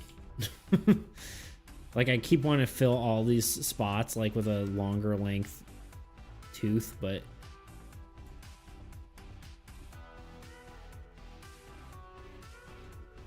Being a content creator and talking about ad block must be real awkward sometimes. Yeah, I mean... It's whatever. I don't really care. I personally choose not to use ad block on everything, because I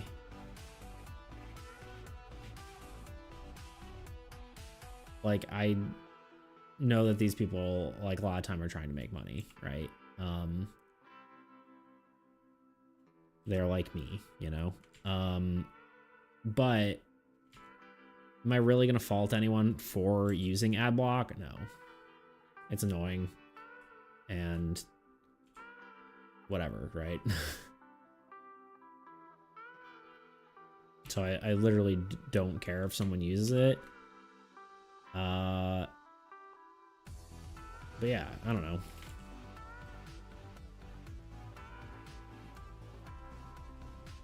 I also just don't run currently, like,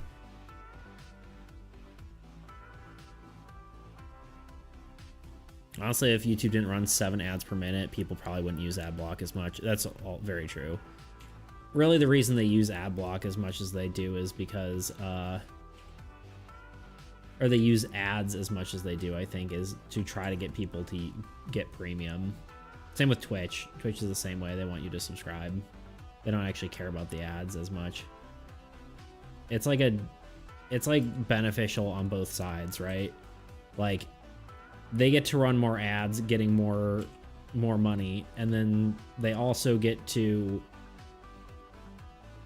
annoy people into subscribing, which also gives them more money. So it's like a win-win to just do more ads.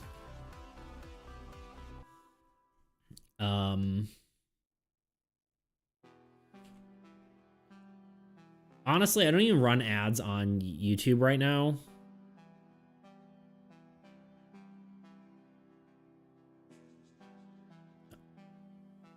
Premium is honestly a fine business model, but they have evil schemes there too, for sure. Yeah.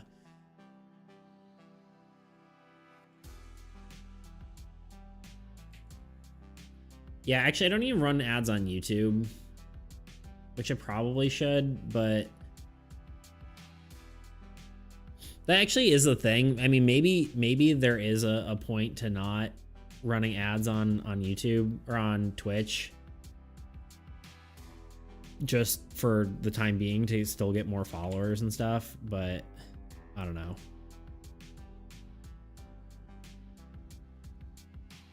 Like, try to build it up first before switching over to ads, because that's currently what I'm doing on YouTube. I don't run ads here because I also can't fault Twitch or YouTube or Twitch that much for wanting more money either. Bandwidth is expensive for sure. Yeah.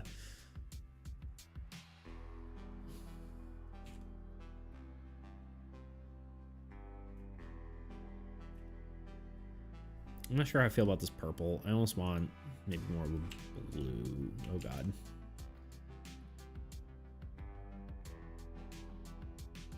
I want like a... I want... maybe that color.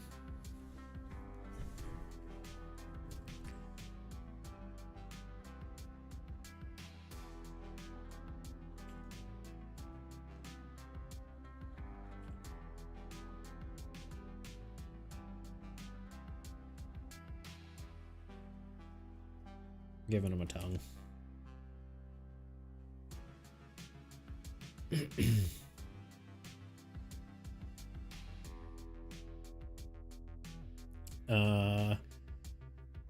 Also, you're right. Someone might impulsively click off after seeing mid-roll ad before being hooked by your bold charms. Exactly. Yeah, it's very true. I don't really. Yeah, I don't know. It's kind of hard to say whether it's the right move or not. The community building is probably better than the ad revenue right now, right? So maybe even if I do get, like, for me, the more interesting thing about Twitch, and I don't know if you have to be necessarily partnered for it or what, but the more interesting thing for me with Twitch is getting the ability to it's like all the perks that come along with being partnered, not necessarily the ad, like all the ad stuff, right? It's like having emotes, having redeem toggles, like that kind of stuff. That's the more interesting thing for me. Over, you know, all the other stuff.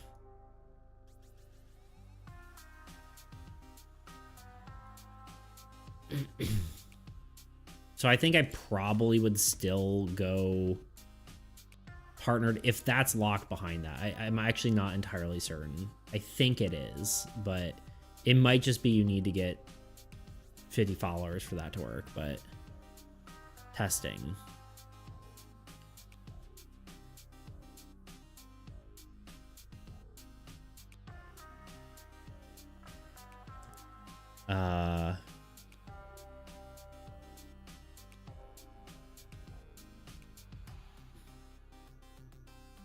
Oh, cool. I was testing something. Okay. And it worked. Are you testing latency?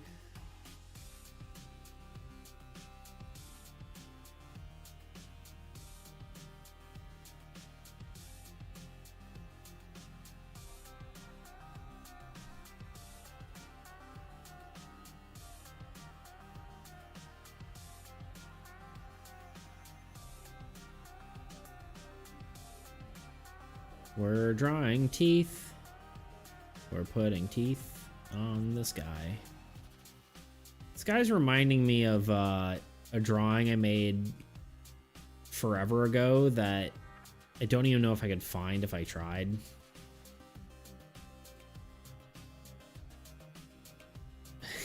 This looks kind of silly. Might be on like my DeviantArt.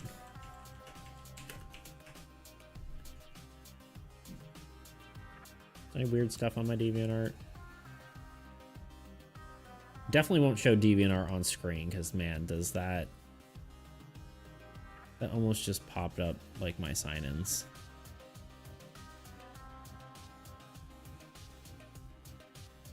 Oh, wait, I don't want to sign up. I want to sign in.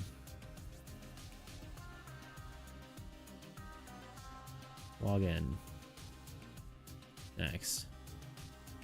Password. This is just so not relevant. This doesn't even matter. Nah, never mind. It's not even working. Forget it. Well, actually, hold on.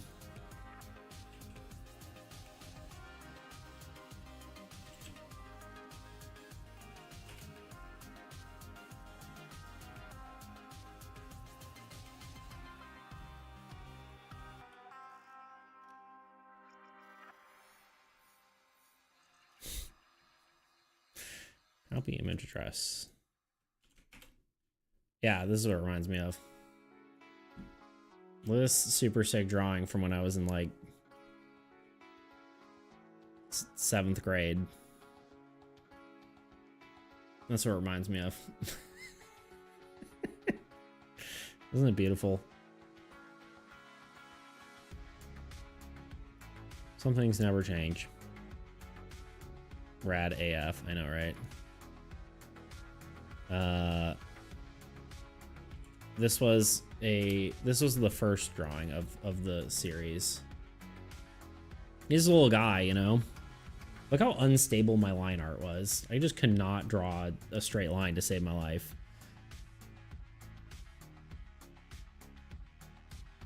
Just a little guy. Anyway. It does not compute. Anyway. That's me.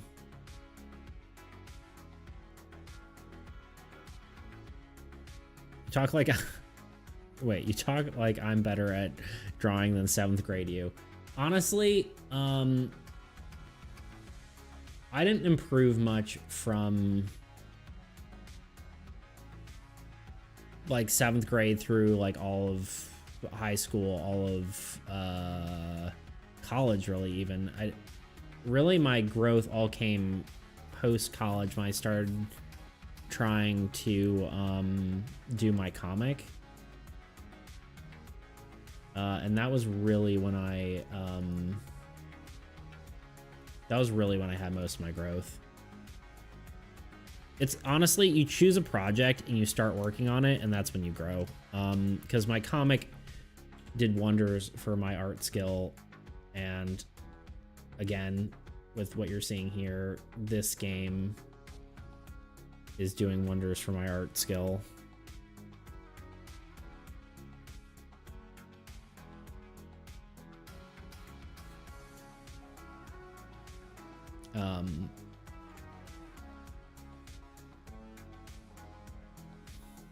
Feel free not to answer, but how old are you? Estimating is also fine. Trying to decide if I care. I feel like I've said it before. I'm 30.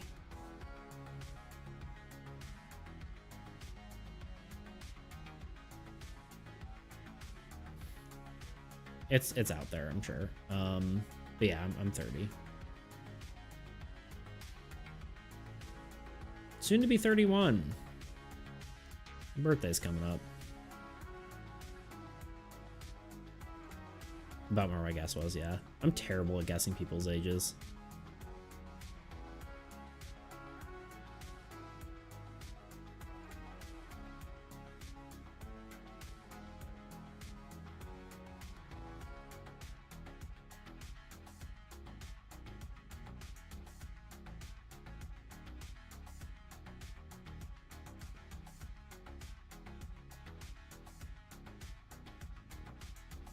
I almost don't like the white color there. I think I'm gonna dirty it up, or maybe make it a little bit transparent, maybe. I don't know. I'm also normally guessing or terrible at guessing ages, but this time I was right. I guess you have like a lot of context for like what I've done and that kind of thing, right? You've heard enough of my life story. It's easier to guess than just like going up to a stranger and be like, you look like you're this old, you know? You at least have some context for it.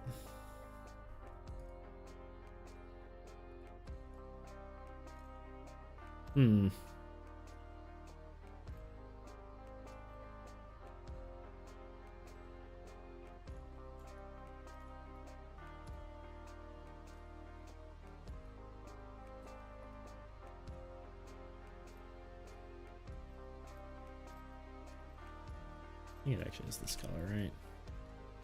Yeah. It's scribbling time.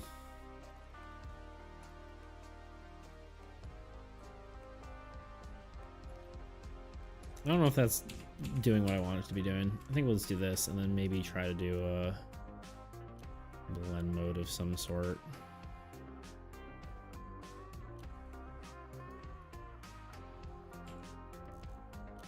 No.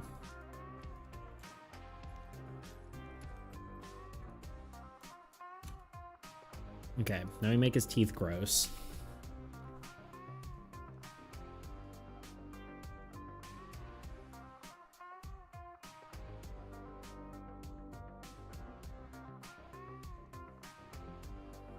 Some color burn action.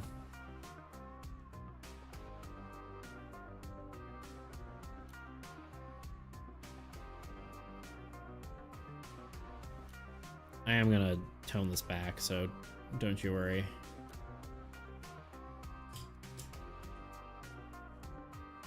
If you were worried.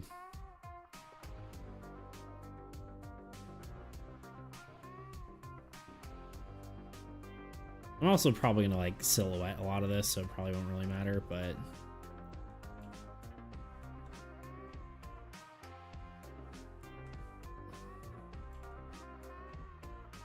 I was losing my mind. Thanks for the reassurance. Good.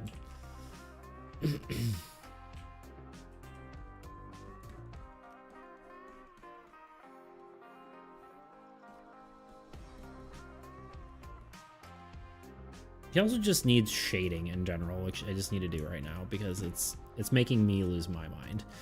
Multiply. Gotta love multiply layers, you know what I mean?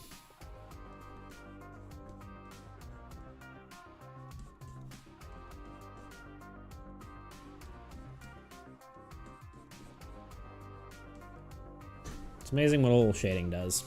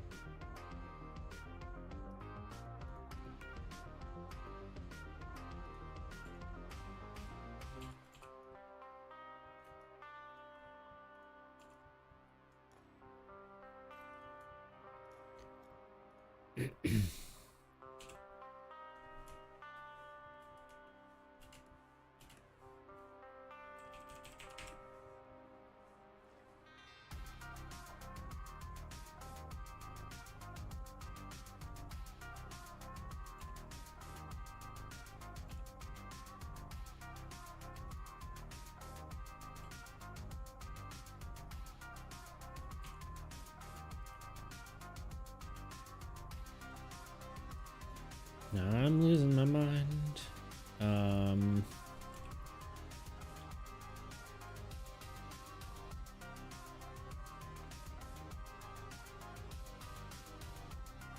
This needs to be like soft light, probably. There we go.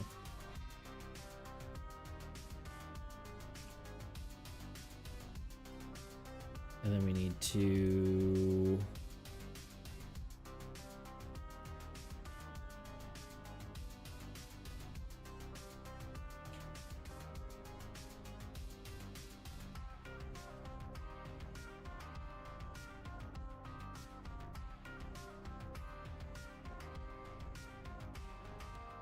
I'm very, like, I want to use the smudge brush because I think they're great, but it's not something I use with my style at all, so I'm, like, very trepidatious about it. I don't think it works. Doesn't work with the style. What I need to do instead is just a soft brush.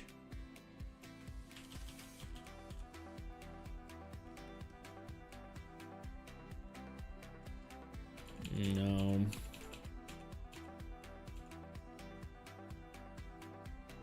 Yeah, we'll come back to that.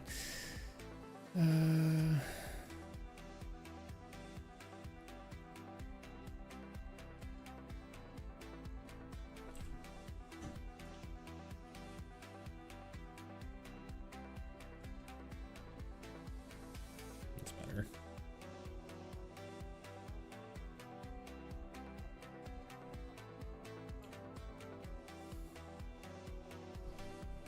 Let's gonna make this even more better, more gooder.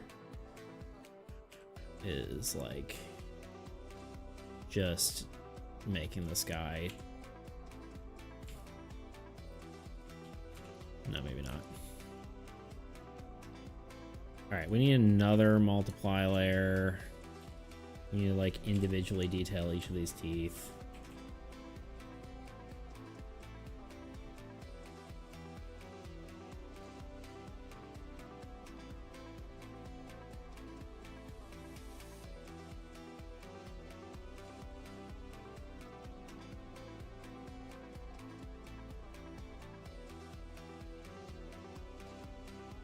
Can't wait to cover up all this detail.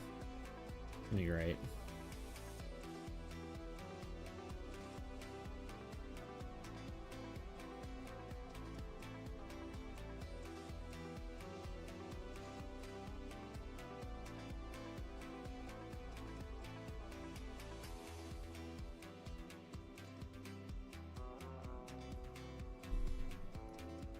Multiplied.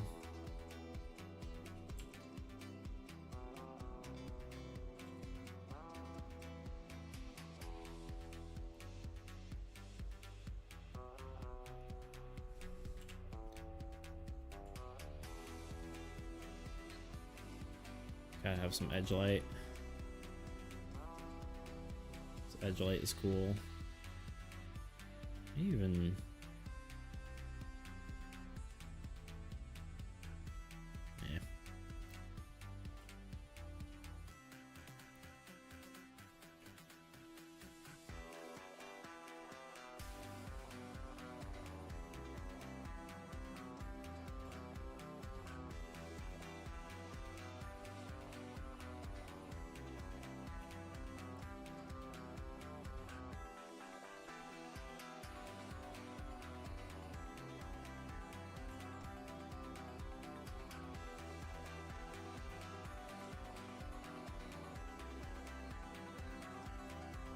I have the distinct feeling I may just get rid of the, like, these layers.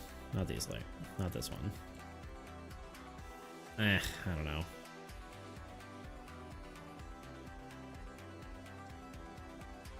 I think his mouth shape needs to be, like, slightly different. Like,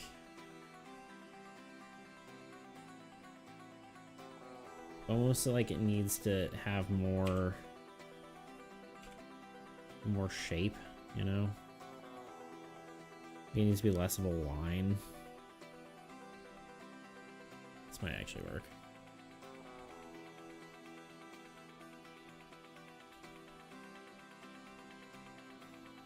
Nah. Okay, let's just fully destroy all my detail. This color. It looks more like gums that way. Yeah, I need to. I'll figure it out in a second. I want to see how much I'm gonna just be silhouetting this whole thing as well, because I kind of just like the idea that it's mostly a silhouette, you know.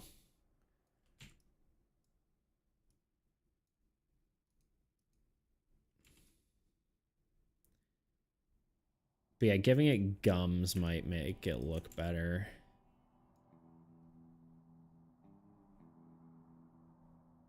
Yeah. Let's give it gums. I'm trying to, let me look at actual, like, let's just look up Maw.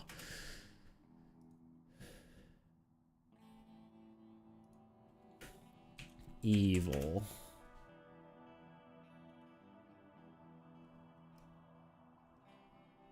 Okay. Yeah, we need to give it gums. I feel like the gums shouldn't be this, like, dark color, though. It should be something else. Maybe, like, just, like, a gray.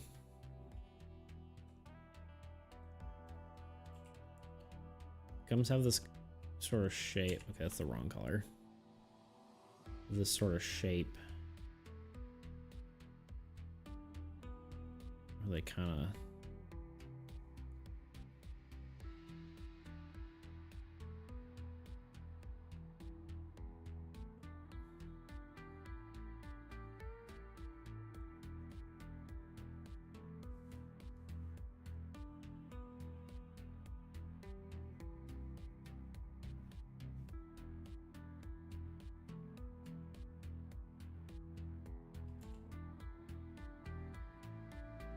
Just makes his mouth look dirty, you know?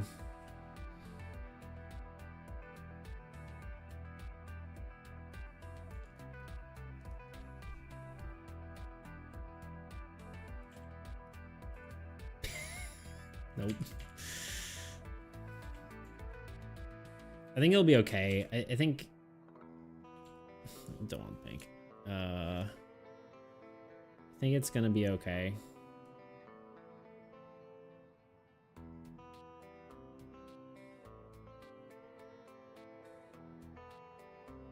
Despite looking bad.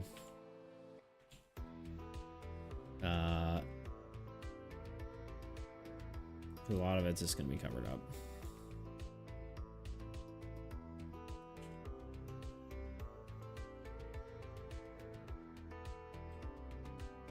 Because I was thinking it probably needed something like this, but I think the problem is the color between its like gums and its body are too different, right? Like this should be a darker value. Maybe, I don't know. You also can mess with blend modes.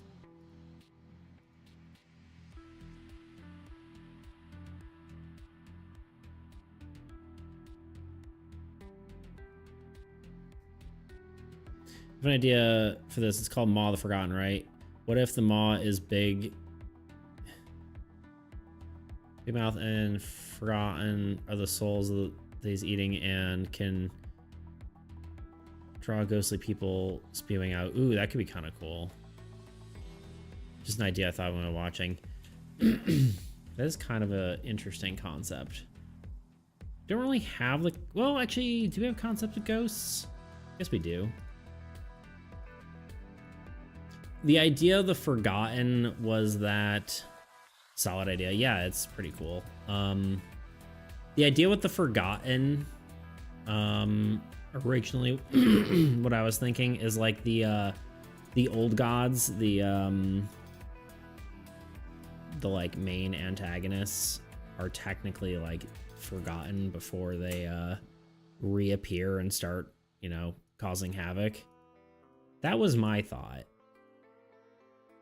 But I could also see that too. Seeing, yeah, like souls come out could be kind of interesting. Maybe we'll play around with that. That would be kind of cool lore.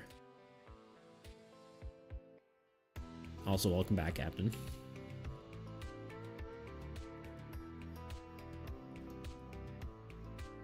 Oops.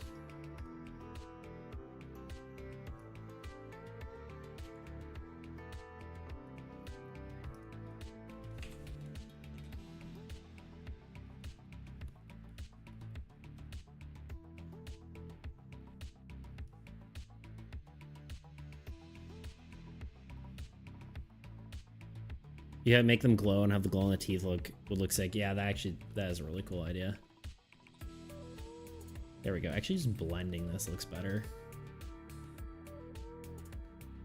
Just having it fade slightly. There we go. I do want him to have glowing eyes as well. Maybe his eyes should glow the teal instead of... We got a lot of red glowing eyes. Why don't we do some teal glowing eyes?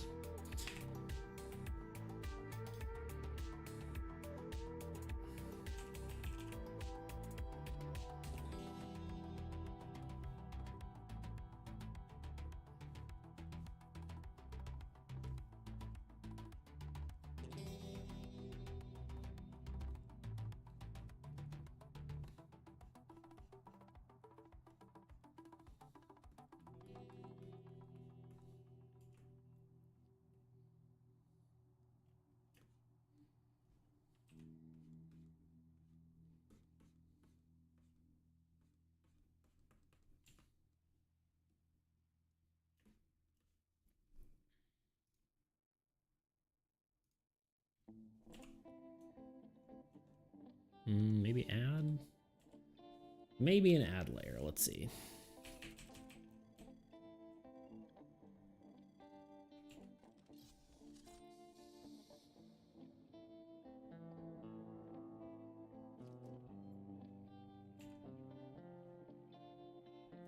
I'm still not like 100% convinced on its eye shape.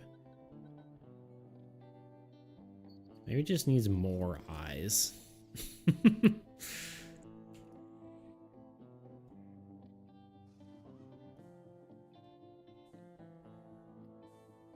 Let's try the little spirit thing. Let's see how that looks. I'm gonna do like this color.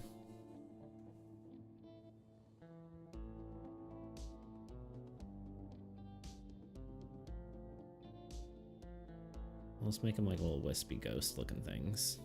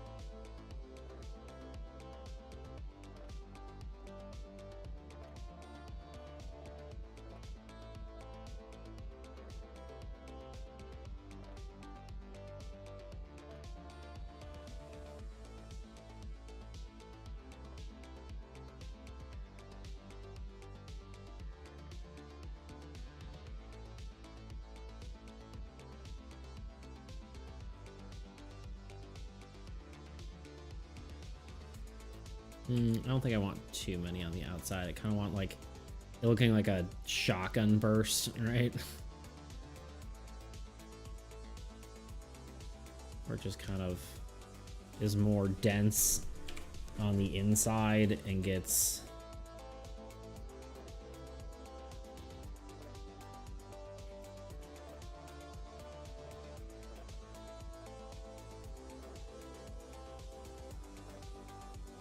less dense as it goes out.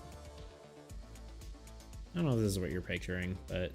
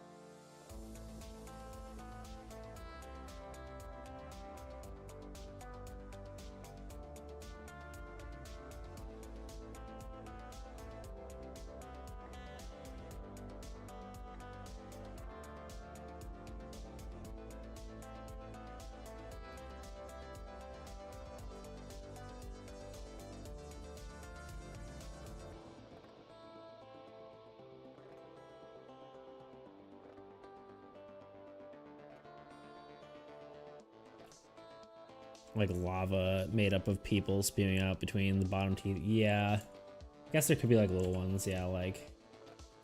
Oh, I see what you're saying. That could be interesting.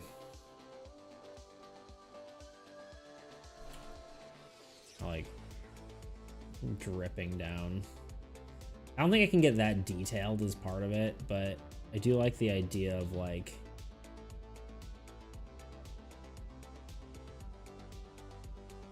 soul gunk dripping from its gums. I do like that idea.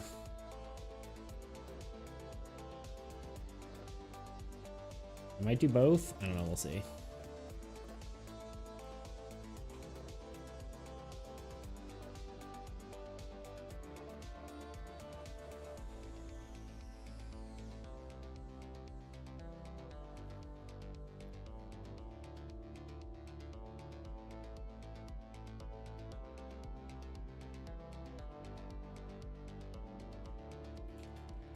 It might just have to be implied. Make one figure and then copy and paste the look. I think like the idea I would do is just like make the edges look more like people, right?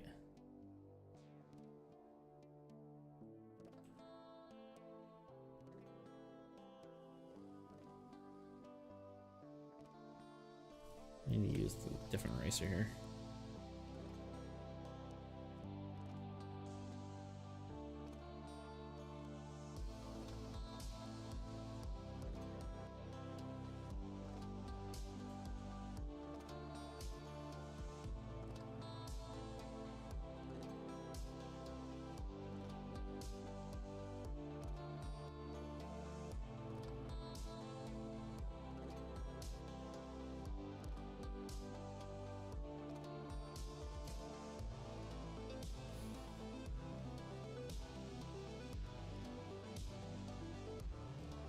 It's a bit of a weird idea, just what I thought when you said mod for on. Yeah, I think it works. I kind of like it. Just trying to make it work, I guess. I think the sky needs to be like really dark.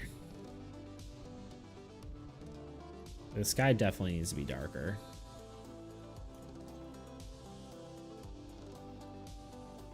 Yeah, I like it too.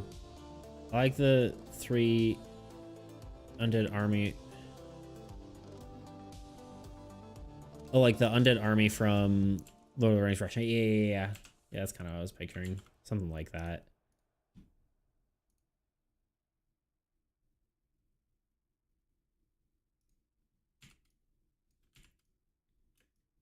Hold on, let me cook.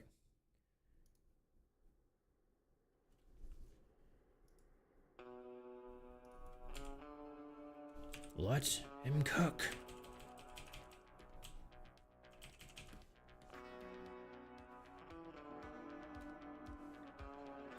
Wrong tool.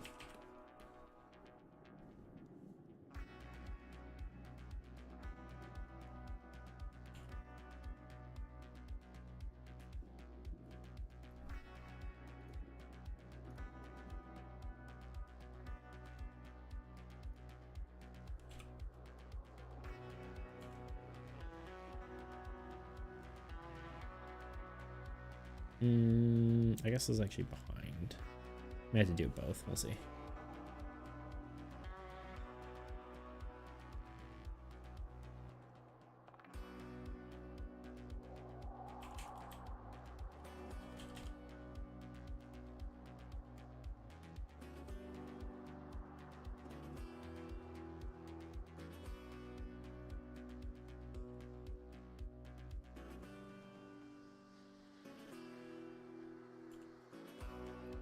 All right, that, and then I need to do this.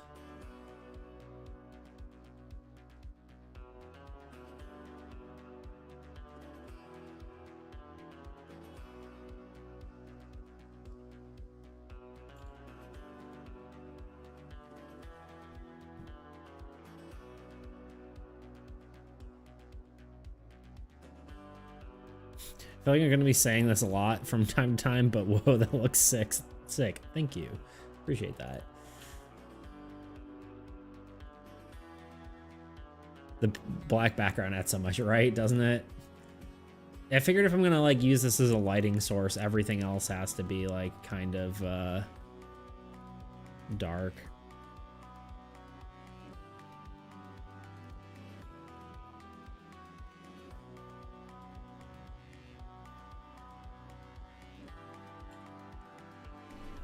Seems to be like more dense on the inside here. More spirits. More. This guy's just exuding spirits.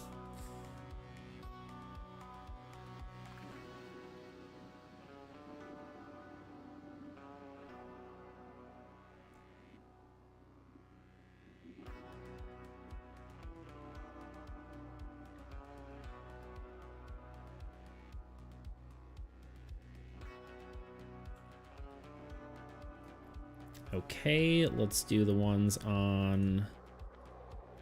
I really need to start labeling these. Spirit Drool.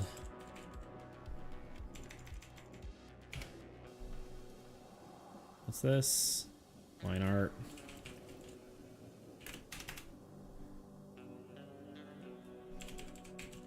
Ground line art.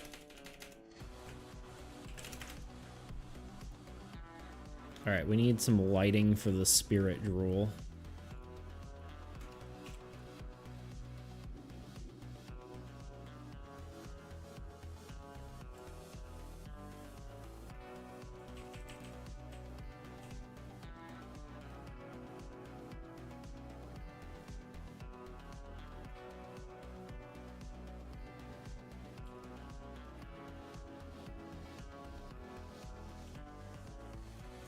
I think the drool is gonna need to look a little more like spirits. I need to play around with that, but and maybe honestly just like more in between the teeth.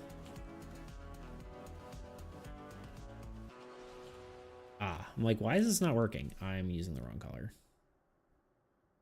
It also needs to be above the line art. There we go.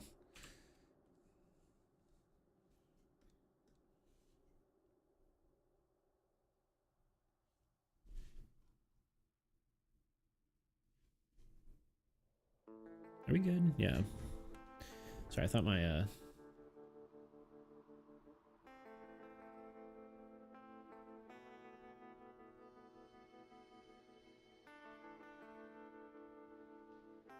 on the wrong layer. It's okay. It'll be fine.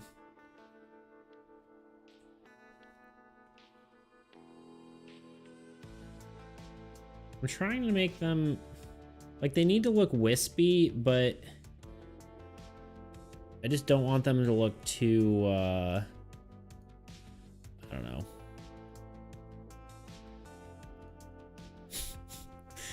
If we're not careful, they can look like something else. Let's put it that way.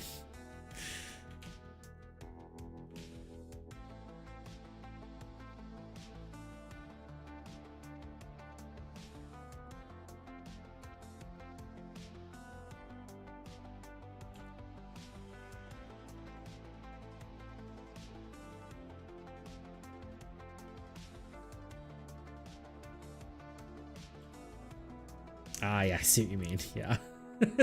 So I'm trying to make them look more people-y, you know?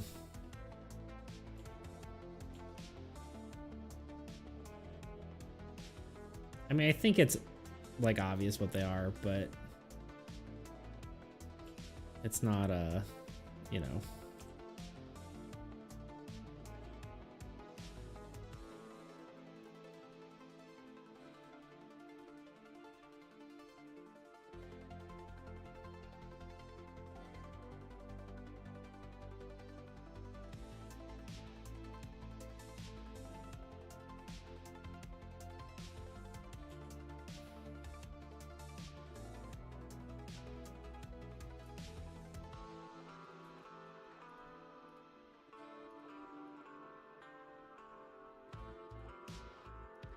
Maybe overlay is the right, not overlay. Yeah, no, I guess just slightly like that.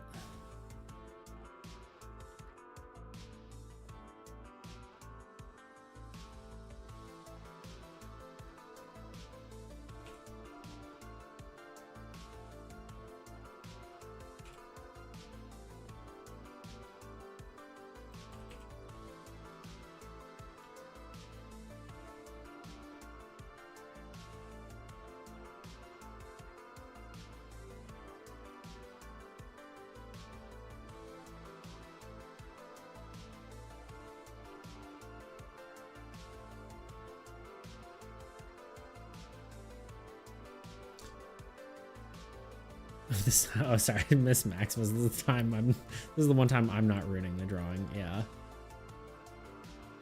Maximus, I just had to stay on my toes because of you. It's still your fault. I was like, how can Maximus interpret this wrong? You know?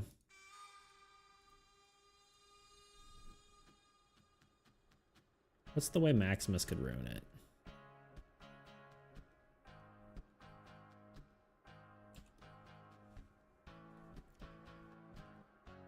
Okay, this... I think this needs to be toned down just a smidge. Not the line art. My existence is enough to ruin your drawings, you're saying. Exactly.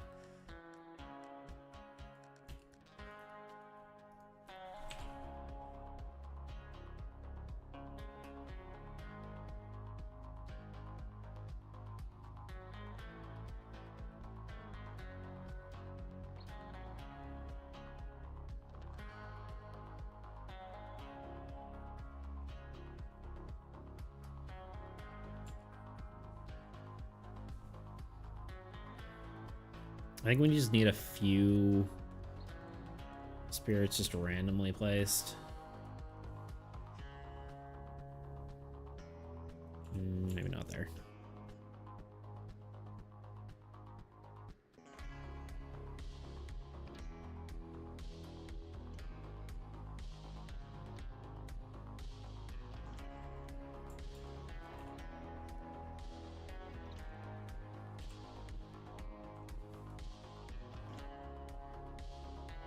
It's like just change the entire vibe of the card. Do we even see the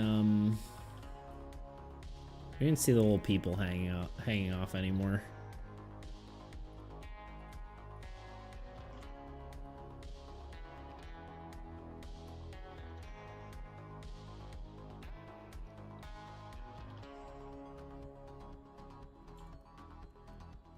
There we go.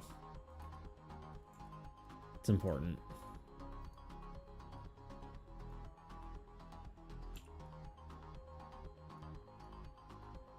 I don't know, how are we feeling about it?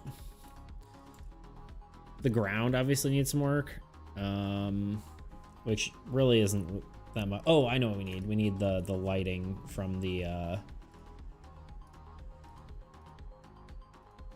spirits on the teeth.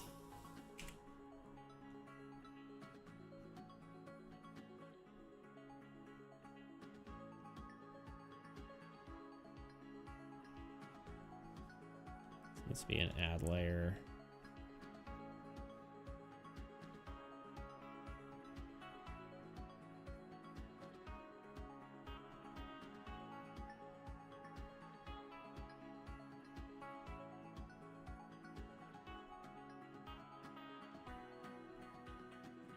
Hold up. Let me start over there.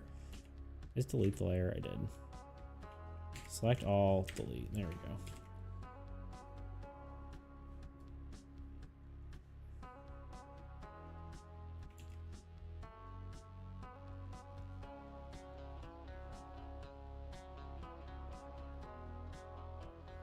I love a practical lighting source, you know? Is that what it's called? Practical light? Why am I blanking on that? Yeah, practical, right? It's like the film term. I mean, I should know. I went to film school, but here we are.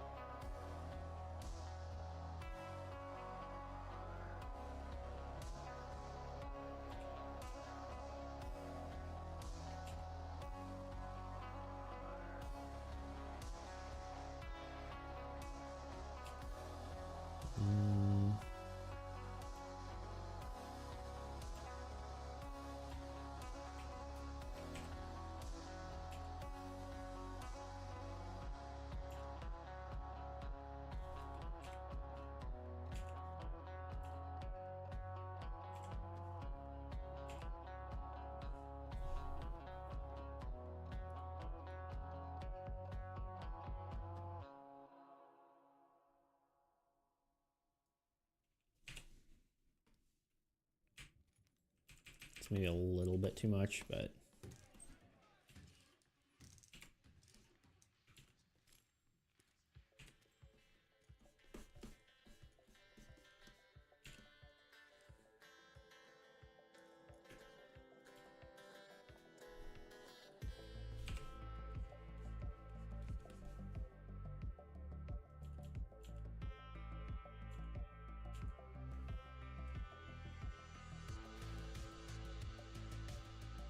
Hello?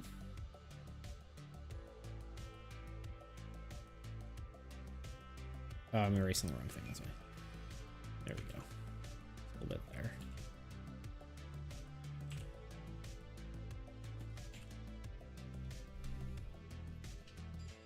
Okay. I think we just need an overlay on the ground in which we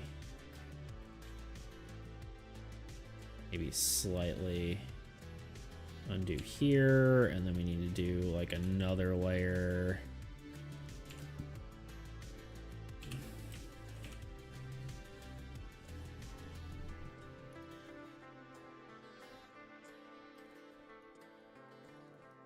Or it just turns to black again. I also don't love the line art for the ground here. I think I'm just gonna erase the, oops, I'm gonna erase the extra bits here and leave it more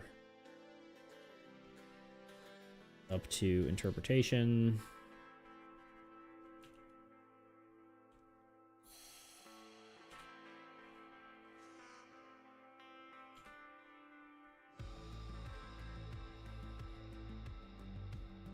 And we need a lighting layer. So I feel like I haven't been talking. I just kind of got real zoned in there. I was like, this is looking cool. And then my brain stopped.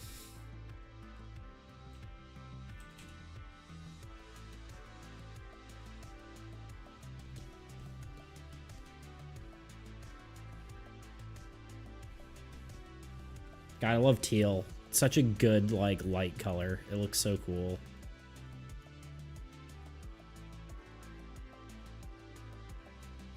Honestly, this is probably the wrong... Yeah, we want, like, a soft light. And then maybe, just maybe, a add layer just on the... Probably this sort of light color here. The edges, in which we will tone it down a bit. Maybe feather it out.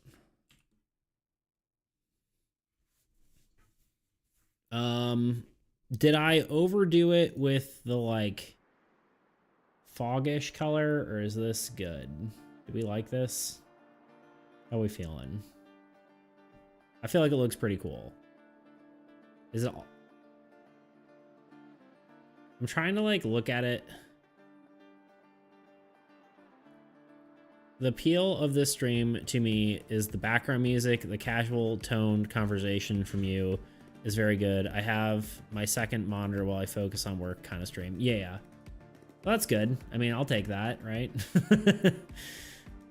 Background music is the car looks amazing. Thank you. Yeah, I've been doing a lot more art streams lately, and I feel like it's been feeling good. I've been enjoying it a bit. I do talk about like mechanics and stuff sometimes, so yeah, I guess it's fine to just vibe, right? But yeah, thank you. I'm pretty happy with it. I think it looks good, cool. The spirit thing definitely. I love the lighting source coming from that. I think that really helped. So. Good work, Adonimus.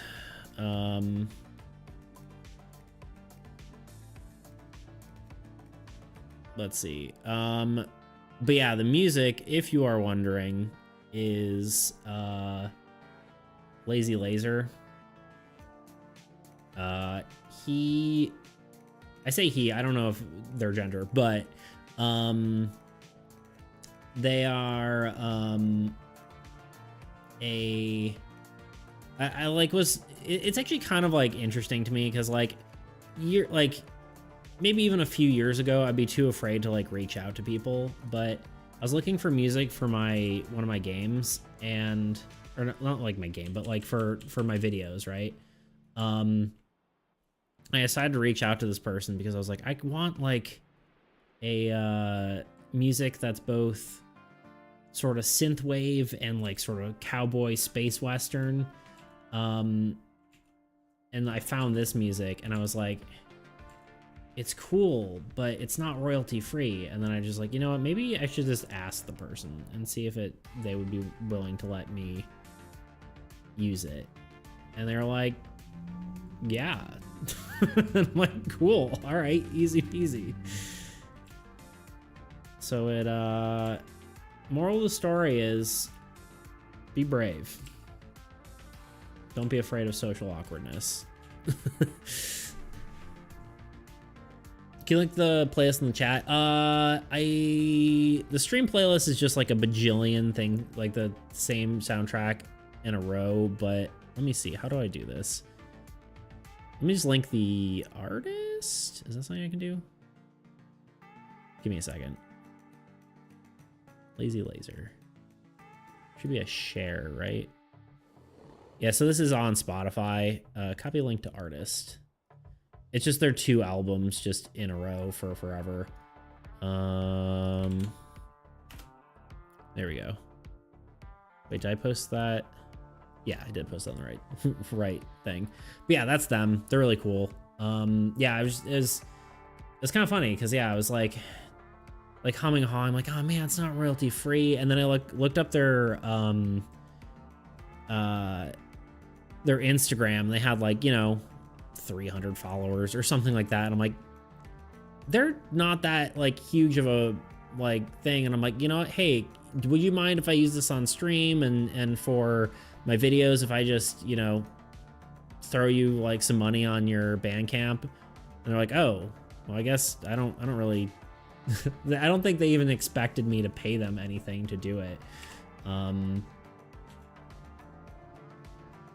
But I think they were just happy I gave them money anyway. So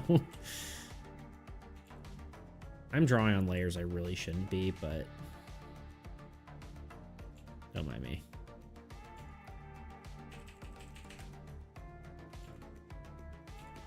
Sorry, there's more people saying stuff that I just ignored. I think the glow is a lot. You kind of lose the shape of the mouth, which is the best part. Yeah, that's true. Yeah, maybe overglowed it. The stream appeal is basically interacting with someone creative and also happens to be bald. Classic. We can bring back the back teeth a bit more by removing a bit of the opacity. So that's step 1. Step 2, we have like we had a big glow somewhere, right? We're kind of just, yeah. I want it a little bit, but let's maybe just do it like soft light. No. I think we just tone it back a good bit.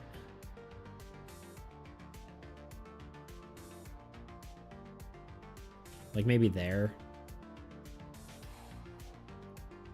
And then maybe, yeah, let's just tone back all the glow just a smidge.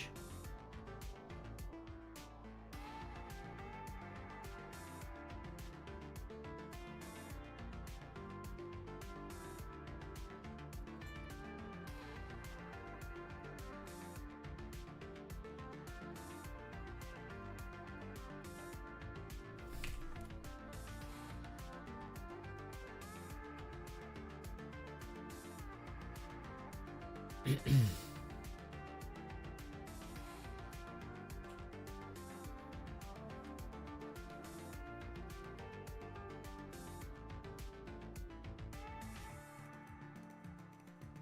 think you made the teeth darker that contrast with the glow more. Yeah, that could definitely be an option. You could try it.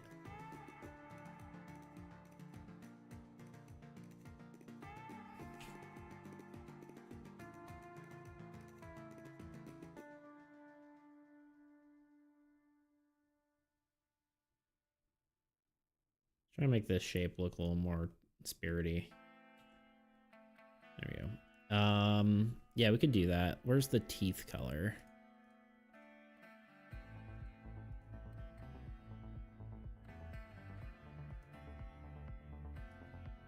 I think that's it.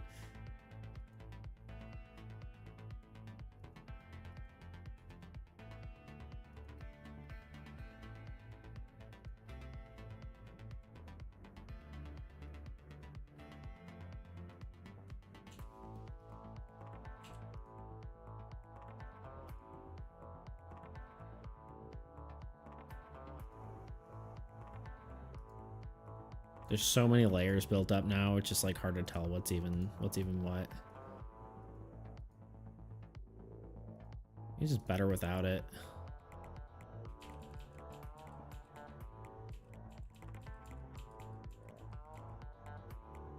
I don't know, I kind of like them white.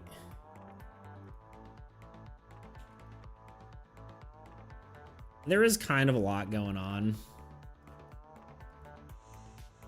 Maybe to... I don't know, it's kind of nitpicking at this point, though, I feel like. Like, I think the card looks good overall. Rather than, I guess, doing destructive editing, let's do some non-destructive editing.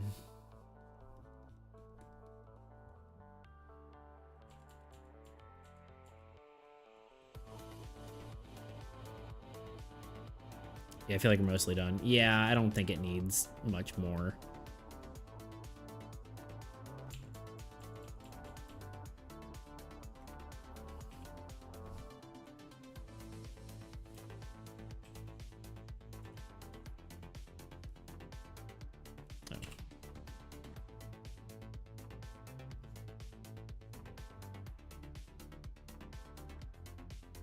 This is pretty nitpicky at this point, for sure.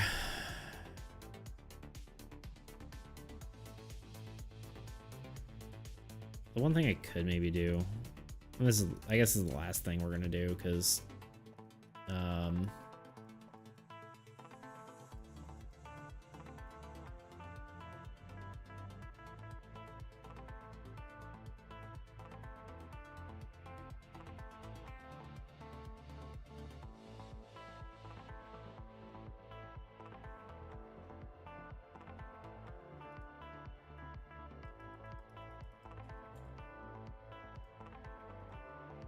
meh.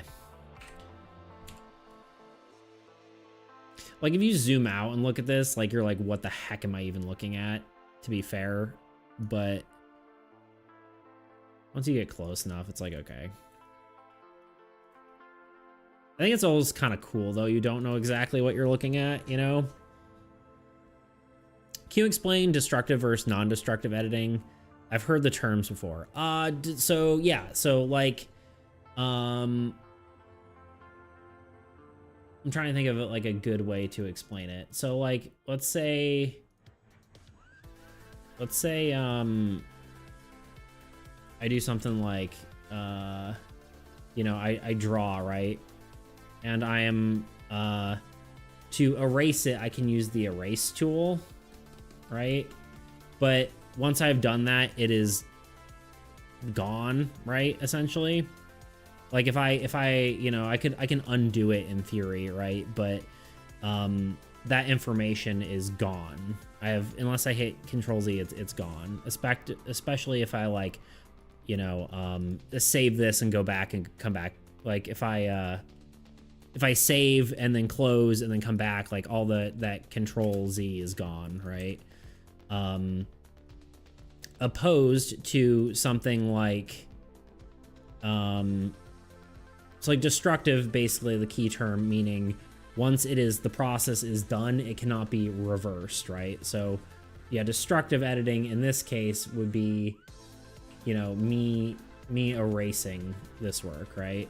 Whereas instead, if I wanted to do effectively the same thing as erasing, I can do something like a clipping mask, where I can,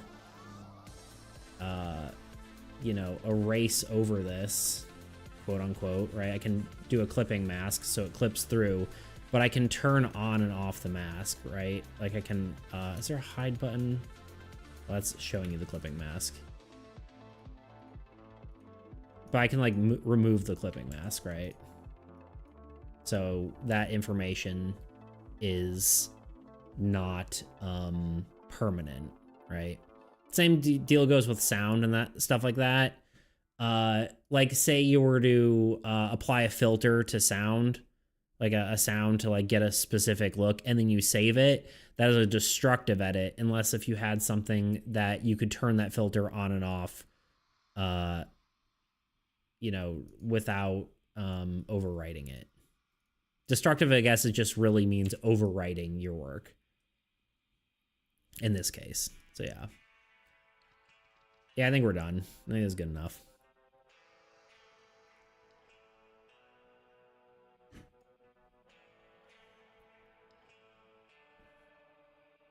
There is like maybe a world where like both the spirit drool and the spirits coming out of the mouth are like too much, right? Like it could maybe should have just been one or the other. Do we like the like haze?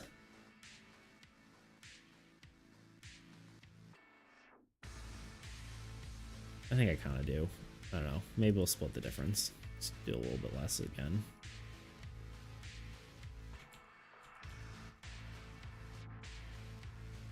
I don't know. Like the darker one? Okay.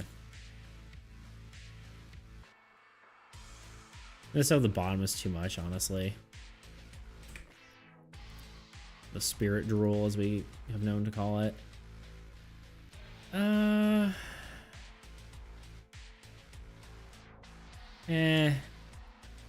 Doesn't look right with it off, though, you know?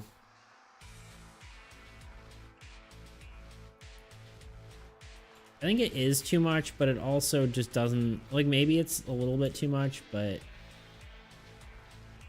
I mean, we could tone it back, right?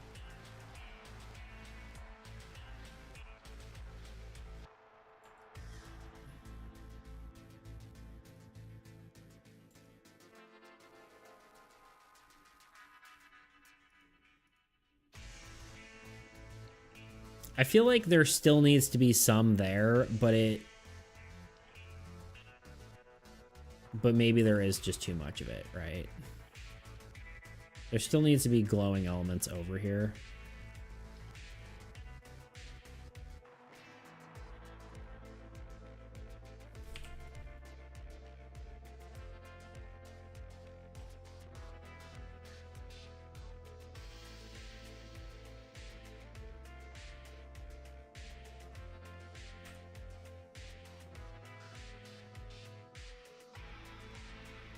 Less is more.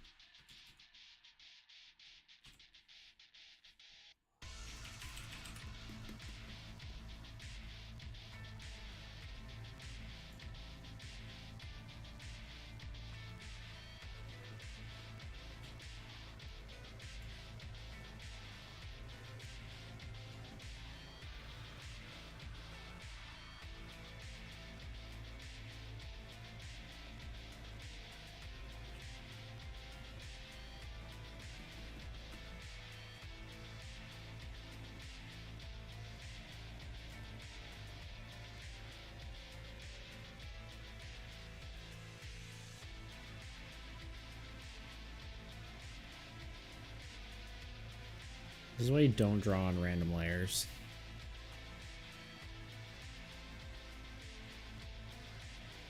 Without knowing what order they actually go to.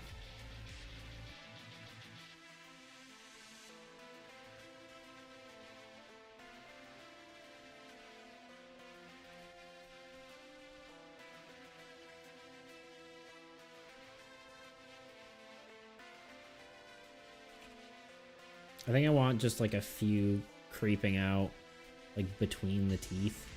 Oop, that is the wrong color.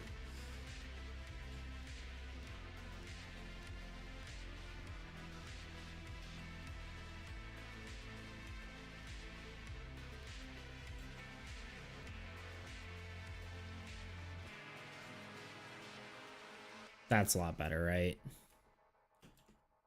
I mean, obviously need to do bring back the glow, but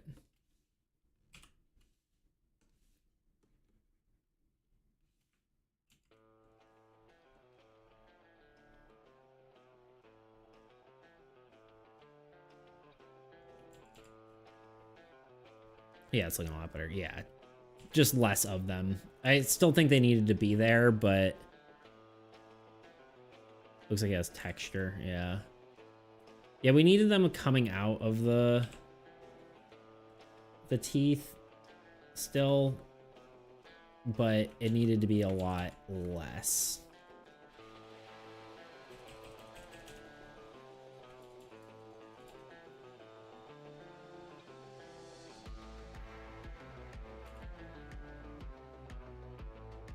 There we go.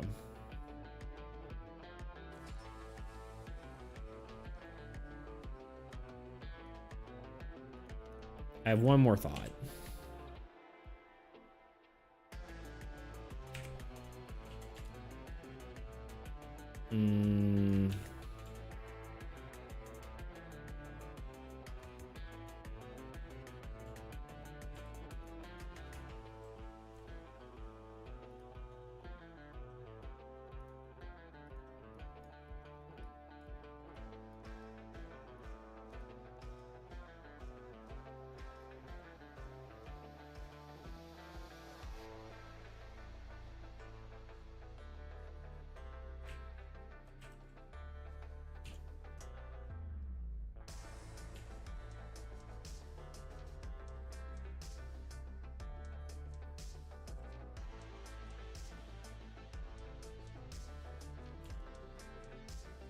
Nah.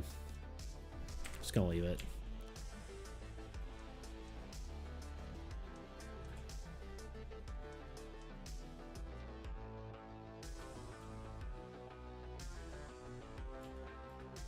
This is the last thing I think I'm gonna do. I'm thinking about maybe giving him more eyes. Which I think is maybe ridiculous, but...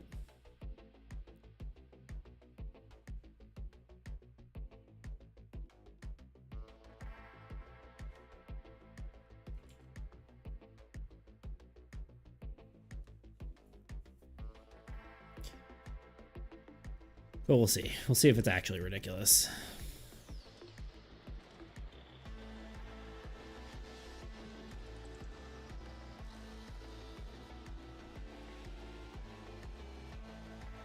I think it just fills it out like a little bit more. I guess maybe to make it less two-dimensional, he should just have eyes going all the way to the front. I think that's the part that's bothering me now that I'm thinking about it.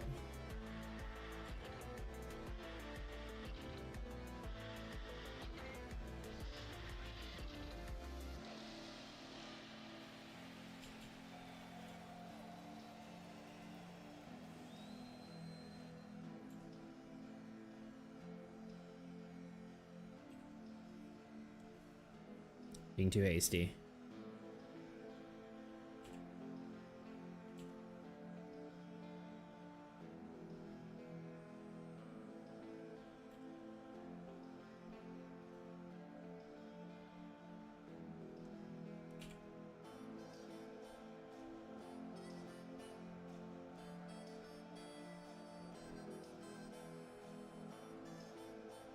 Now where's the glow?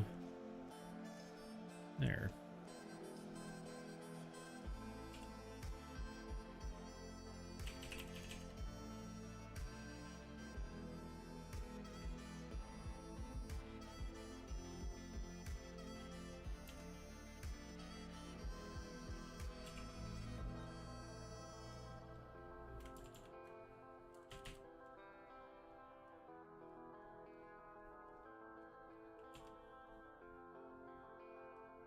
I don't know. Extra eyes might just be extra, but probably should have put them on a different layer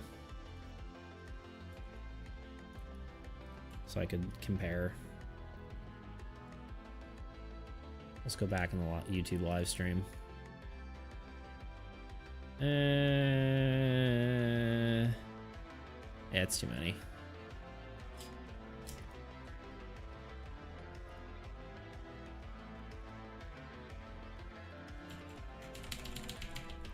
See how far back we can go.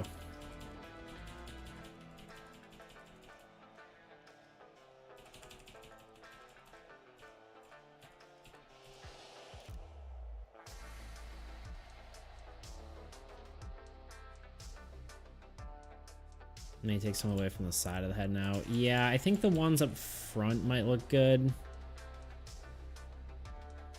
He says not knowing anything about art.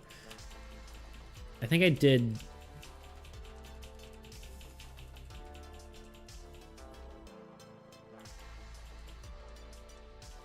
I'm kind of just going back and forth and seeing how they look. Yeah, I think there's too many here. Let's just get rid of these. I kind of like the eyes, like the more eyes. I think these need to go, these two.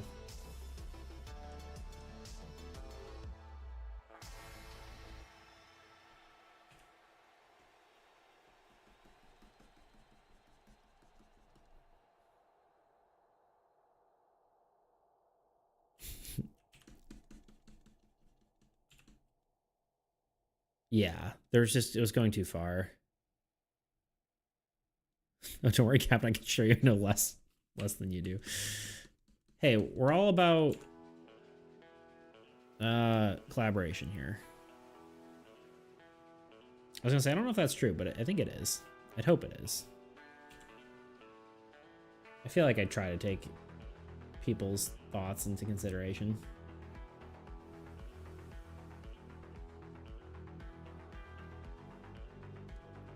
Obviously, there's times when I have to be like, no, but I think that's better, right? It was just, and maybe this little small eye. Right on, Dalamys Maximus. I think maybe this one small eye, and then I think I gotta be done. Because I have other work I need to do, and this is just, I'm just gonna be dead if I don't, whatever.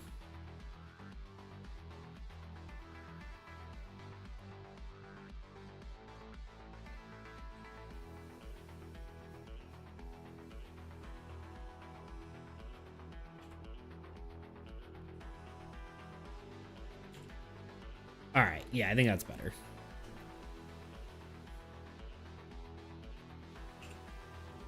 Oh my god, I hadn't saved until now. Oh god.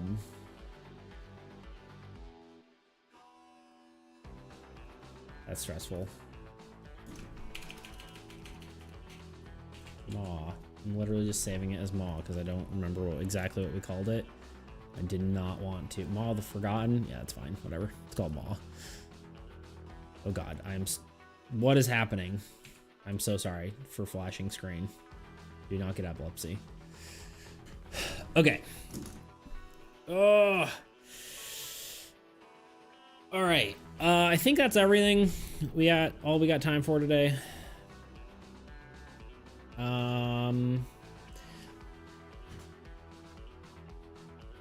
Oh yeah, of the Forgotten. It's called that. I just didn't want to take the time. I was right. What's it called? The Forgotten. Yeah. Honestly, I was just panicking because I hadn't saved it yet, and I just wanted to save it. Meemaw. It's Meemaw. I guess let's get this in the game. Why not?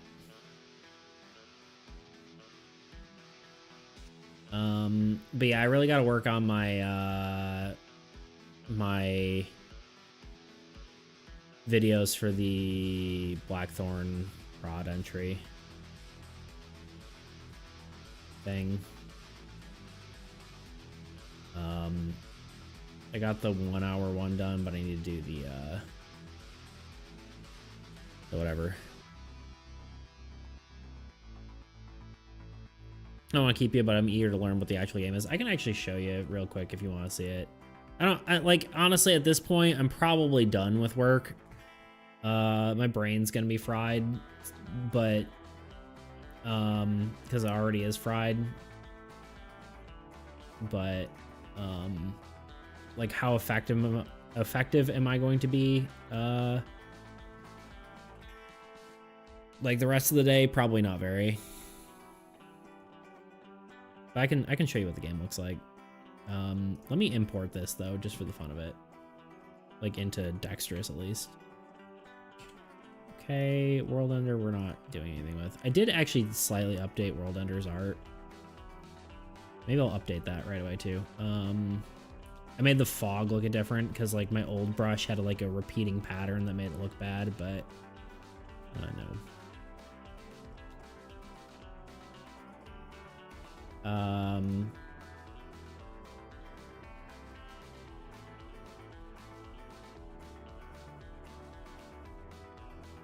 Oops.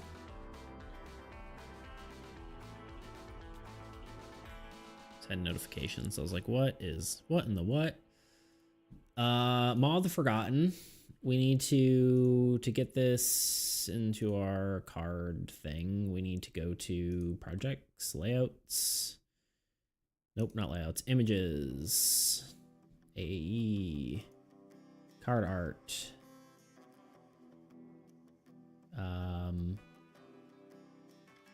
Monsters. God, I really need to rename those. Maw.png. Upload. I also am just gonna, while I'm here, let's just update World Ender. Because I already did it. It just needs to be worldender.png. Upload. Yes. Okay, that should just auto update the card anyway. Copy image.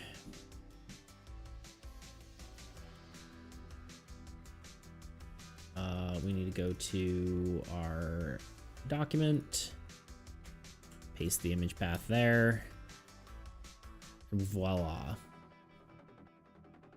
In theory, we should have our card. He is in the beta cards.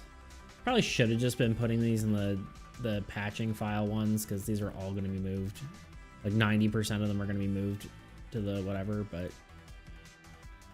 the thing. Oh, you know what I gotta do? Should I just do this right away because it's Old God Dex. We need to do this. Refresh. Oh, that's annoying.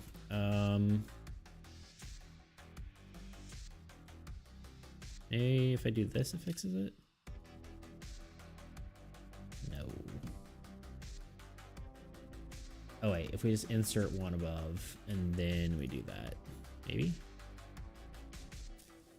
Yeah, okay. Because we inserted a thing. So therefore, in conclusion, the spreadsheet and all its fun information got confused. Let's delete all this too, because we don't need that there. Cool. All right. Now we can refresh.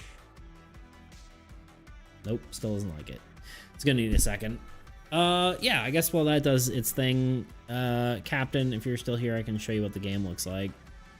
I'm not gonna show you like a full playthrough or anything, but I can show you the gist of the game.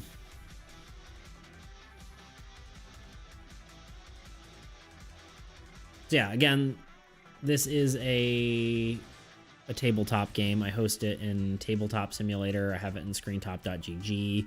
There's a printer-friendly version as well. At some point, I do want to make it into like a digital game, like an actual whatever, but that's, you know, who knows when that's going to be. I have to learn coding first. But currently, we've got screens or oh pss, pss, pss. I was like, is that a pfft? No, it's a psst. ScreenTop is entirely free. It's true. There's a free version. I mean, you do have to sign up, but it doesn't cost you anything. So yeah. Right now it's balanced around 2-player co-op. In theory, you can scale it up to be more, but yeah, I would use ScreenTop to show stuff off, but what's it called? This tabletop looks nicer. Yeah, so first a player will select their god. This is basically your play style slash, you know, the sort of the play style you're gonna go slash, you know, special ability. It's also your lose condition. If your god dies, you lose. But yeah, basically you'll pick your god. I don't know, we'll just grab one. Altruism. And then the other player will pick their god. Then you draw, oh god, I don't even remember, 5 cards, yeah.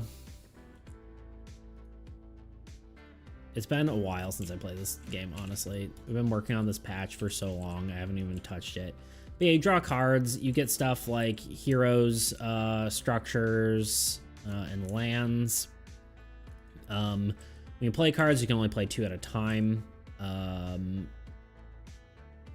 of any 2 type. Oh, there's also spells as well, which are kind of more like instant use sort of things. But yeah, so on your turn you can play 2 cards. But yeah, you can, structures have to go on top of lands, and you know, heroes don't necessarily have to go on top of those though. They basically build out your cards. They get units. Every card starts with 1 unit. If you lose all your units, the card dies. Once you have placed all your cards, you know, again, I technically wouldn't be able to place 3 cards, but for this instance, we'll just show you what it does. Any card with this sort of blue circle symbol, that indicates how many units it gains per turn. So in this case, we gain 2. This one doesn't gain units on the card, or like on the, it's, you know, innate effect, but it does have a base effect in here where the structure it has gains 2 units per turn. So this one gains 2 units. Although technically the structure doubles the number unit gain, so you gain 2 more. And then the structure gains 1 itself. And then my cleric, it has an attack ability, you see, the little icon with the sword in it. That means they can attack when there's monsters on the board. And then last thing you can do in your phase is you can move units around. So I could, you know, put some, you know, I can move stuff around, whatever I see fit, to kind of, you know, get what I'm looking for. And then the other player would go, and then it's the old god, which is basically an automated evil deck. Typically we play with Neth, although that's going to change with all the new old gods that we have. Basically I need 25 units to attack and kill him, but I have to kill everything else beneath him first. So so you need to send some units to the god to prevent losing, but you also need some of your heroes and minions to attack minions. Yeah, so technically your god can't die right away. Can't be attacked directly. They have to kill they basically have to kill everything else before they can attack your god. This god has a special feature where when something takes damage, it can use units off of it to prevent damage being taken. And I'll show you how this works, because the interesting part is so this old god will draw 3 cards per turn, plus it plays 2 minion cards.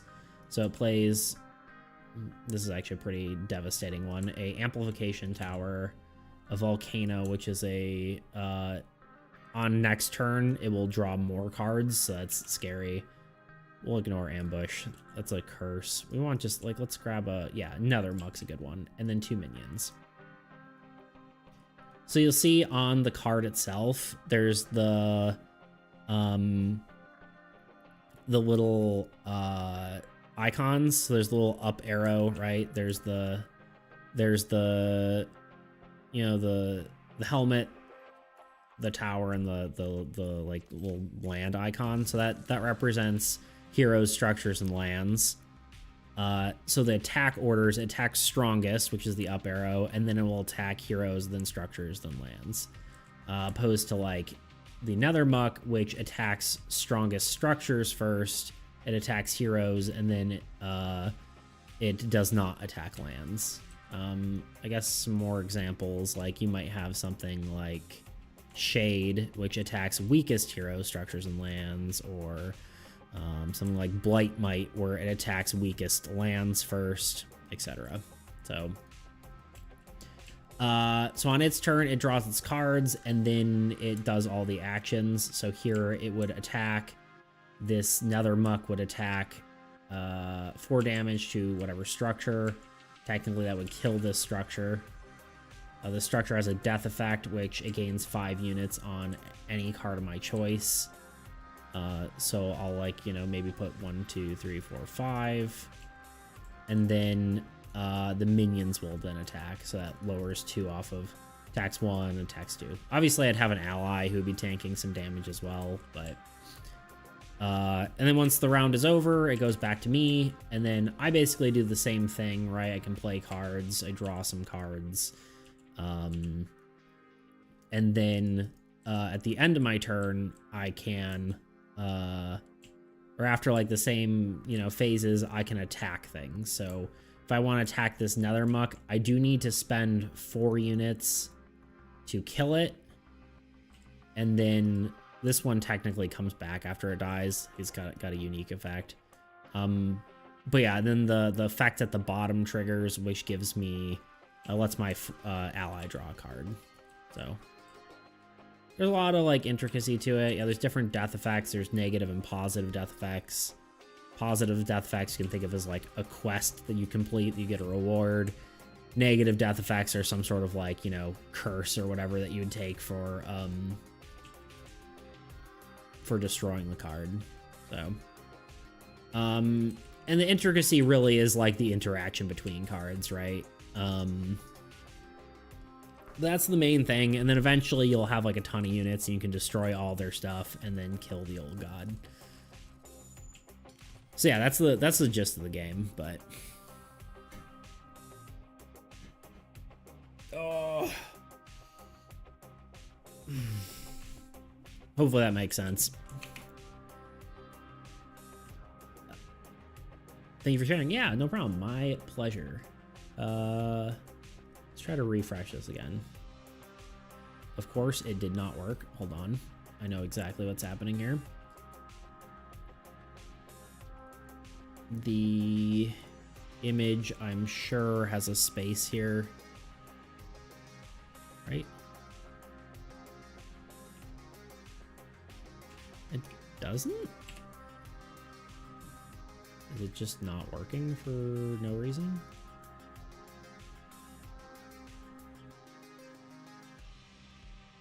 Why you no work?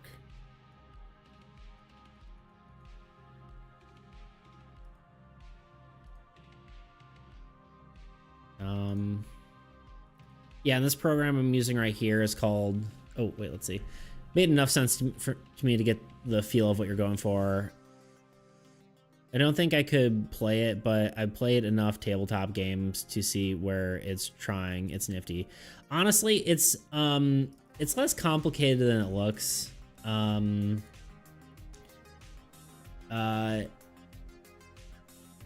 don't know. I've been able to successfully both teach my mom and like my sister-in-law and my dad, like people who don't typically play these kind of games, and they can play it. So I think it's, despite seeming maybe a little complex, it's definitely not too bad.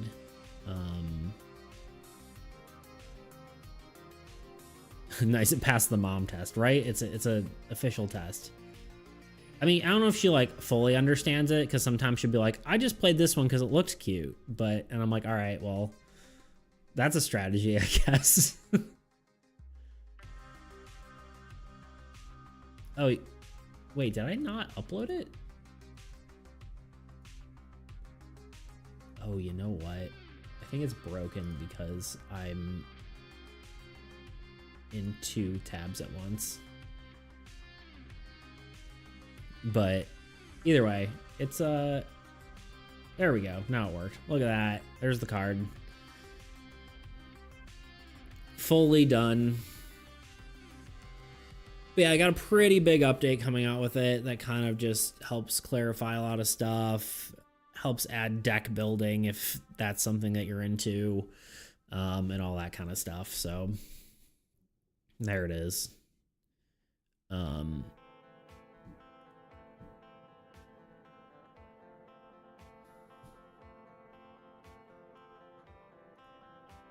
But yeah, I think that's pretty much it for today. Like I said, I've got some videos I need to work on. I don't know if you've heard of the YouTube channel Blackthorn Prod. They do like the Pass the Game challenge videos and stuff like that.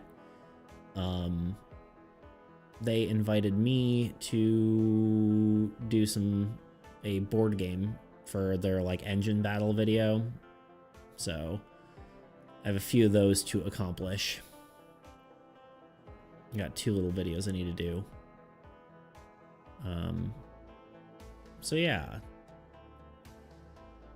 I gotta go do that, and then yeah. But yeah, anyway, I will be back on. Actually, I probably should find someone to raid. You know anyone to raid, Captain? I'm trying to make friends here. Let's just show my face while I look for stuff.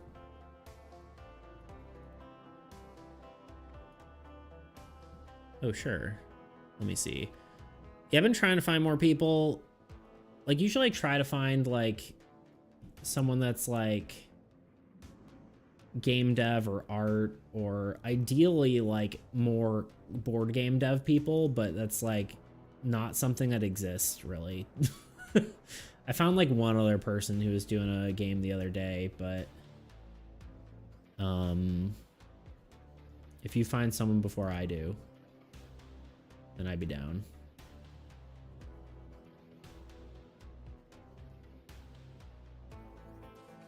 There's just not a whole lot of card game, board game developers out there. At least, okay, they exist out there, but there's not a lot of people streaming or doing videos on it.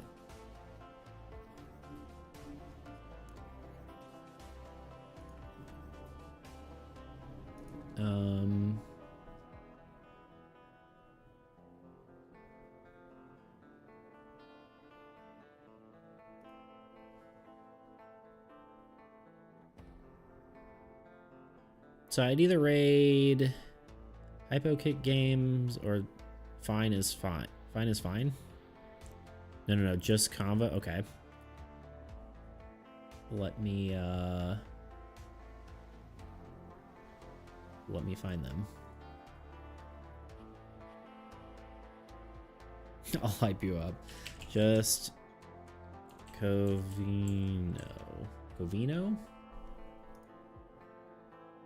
All right, I'm cool with that. All right, let's do that. All right, man. I appreciate you hanging out with me and your interest in the game and all that. I appreciate you hanging out. But yeah, I will be back on, what's today, Wednesday? Yeah, I'll be back on Friday, and it's later hours, but yeah, be back on Friday, and I will yeah, see y'all later. Let's hit the raid button. I always forget that there's like a timer after you hit the raid button.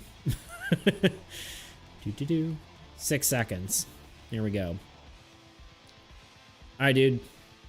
I'll see you over there. Fire in the hole.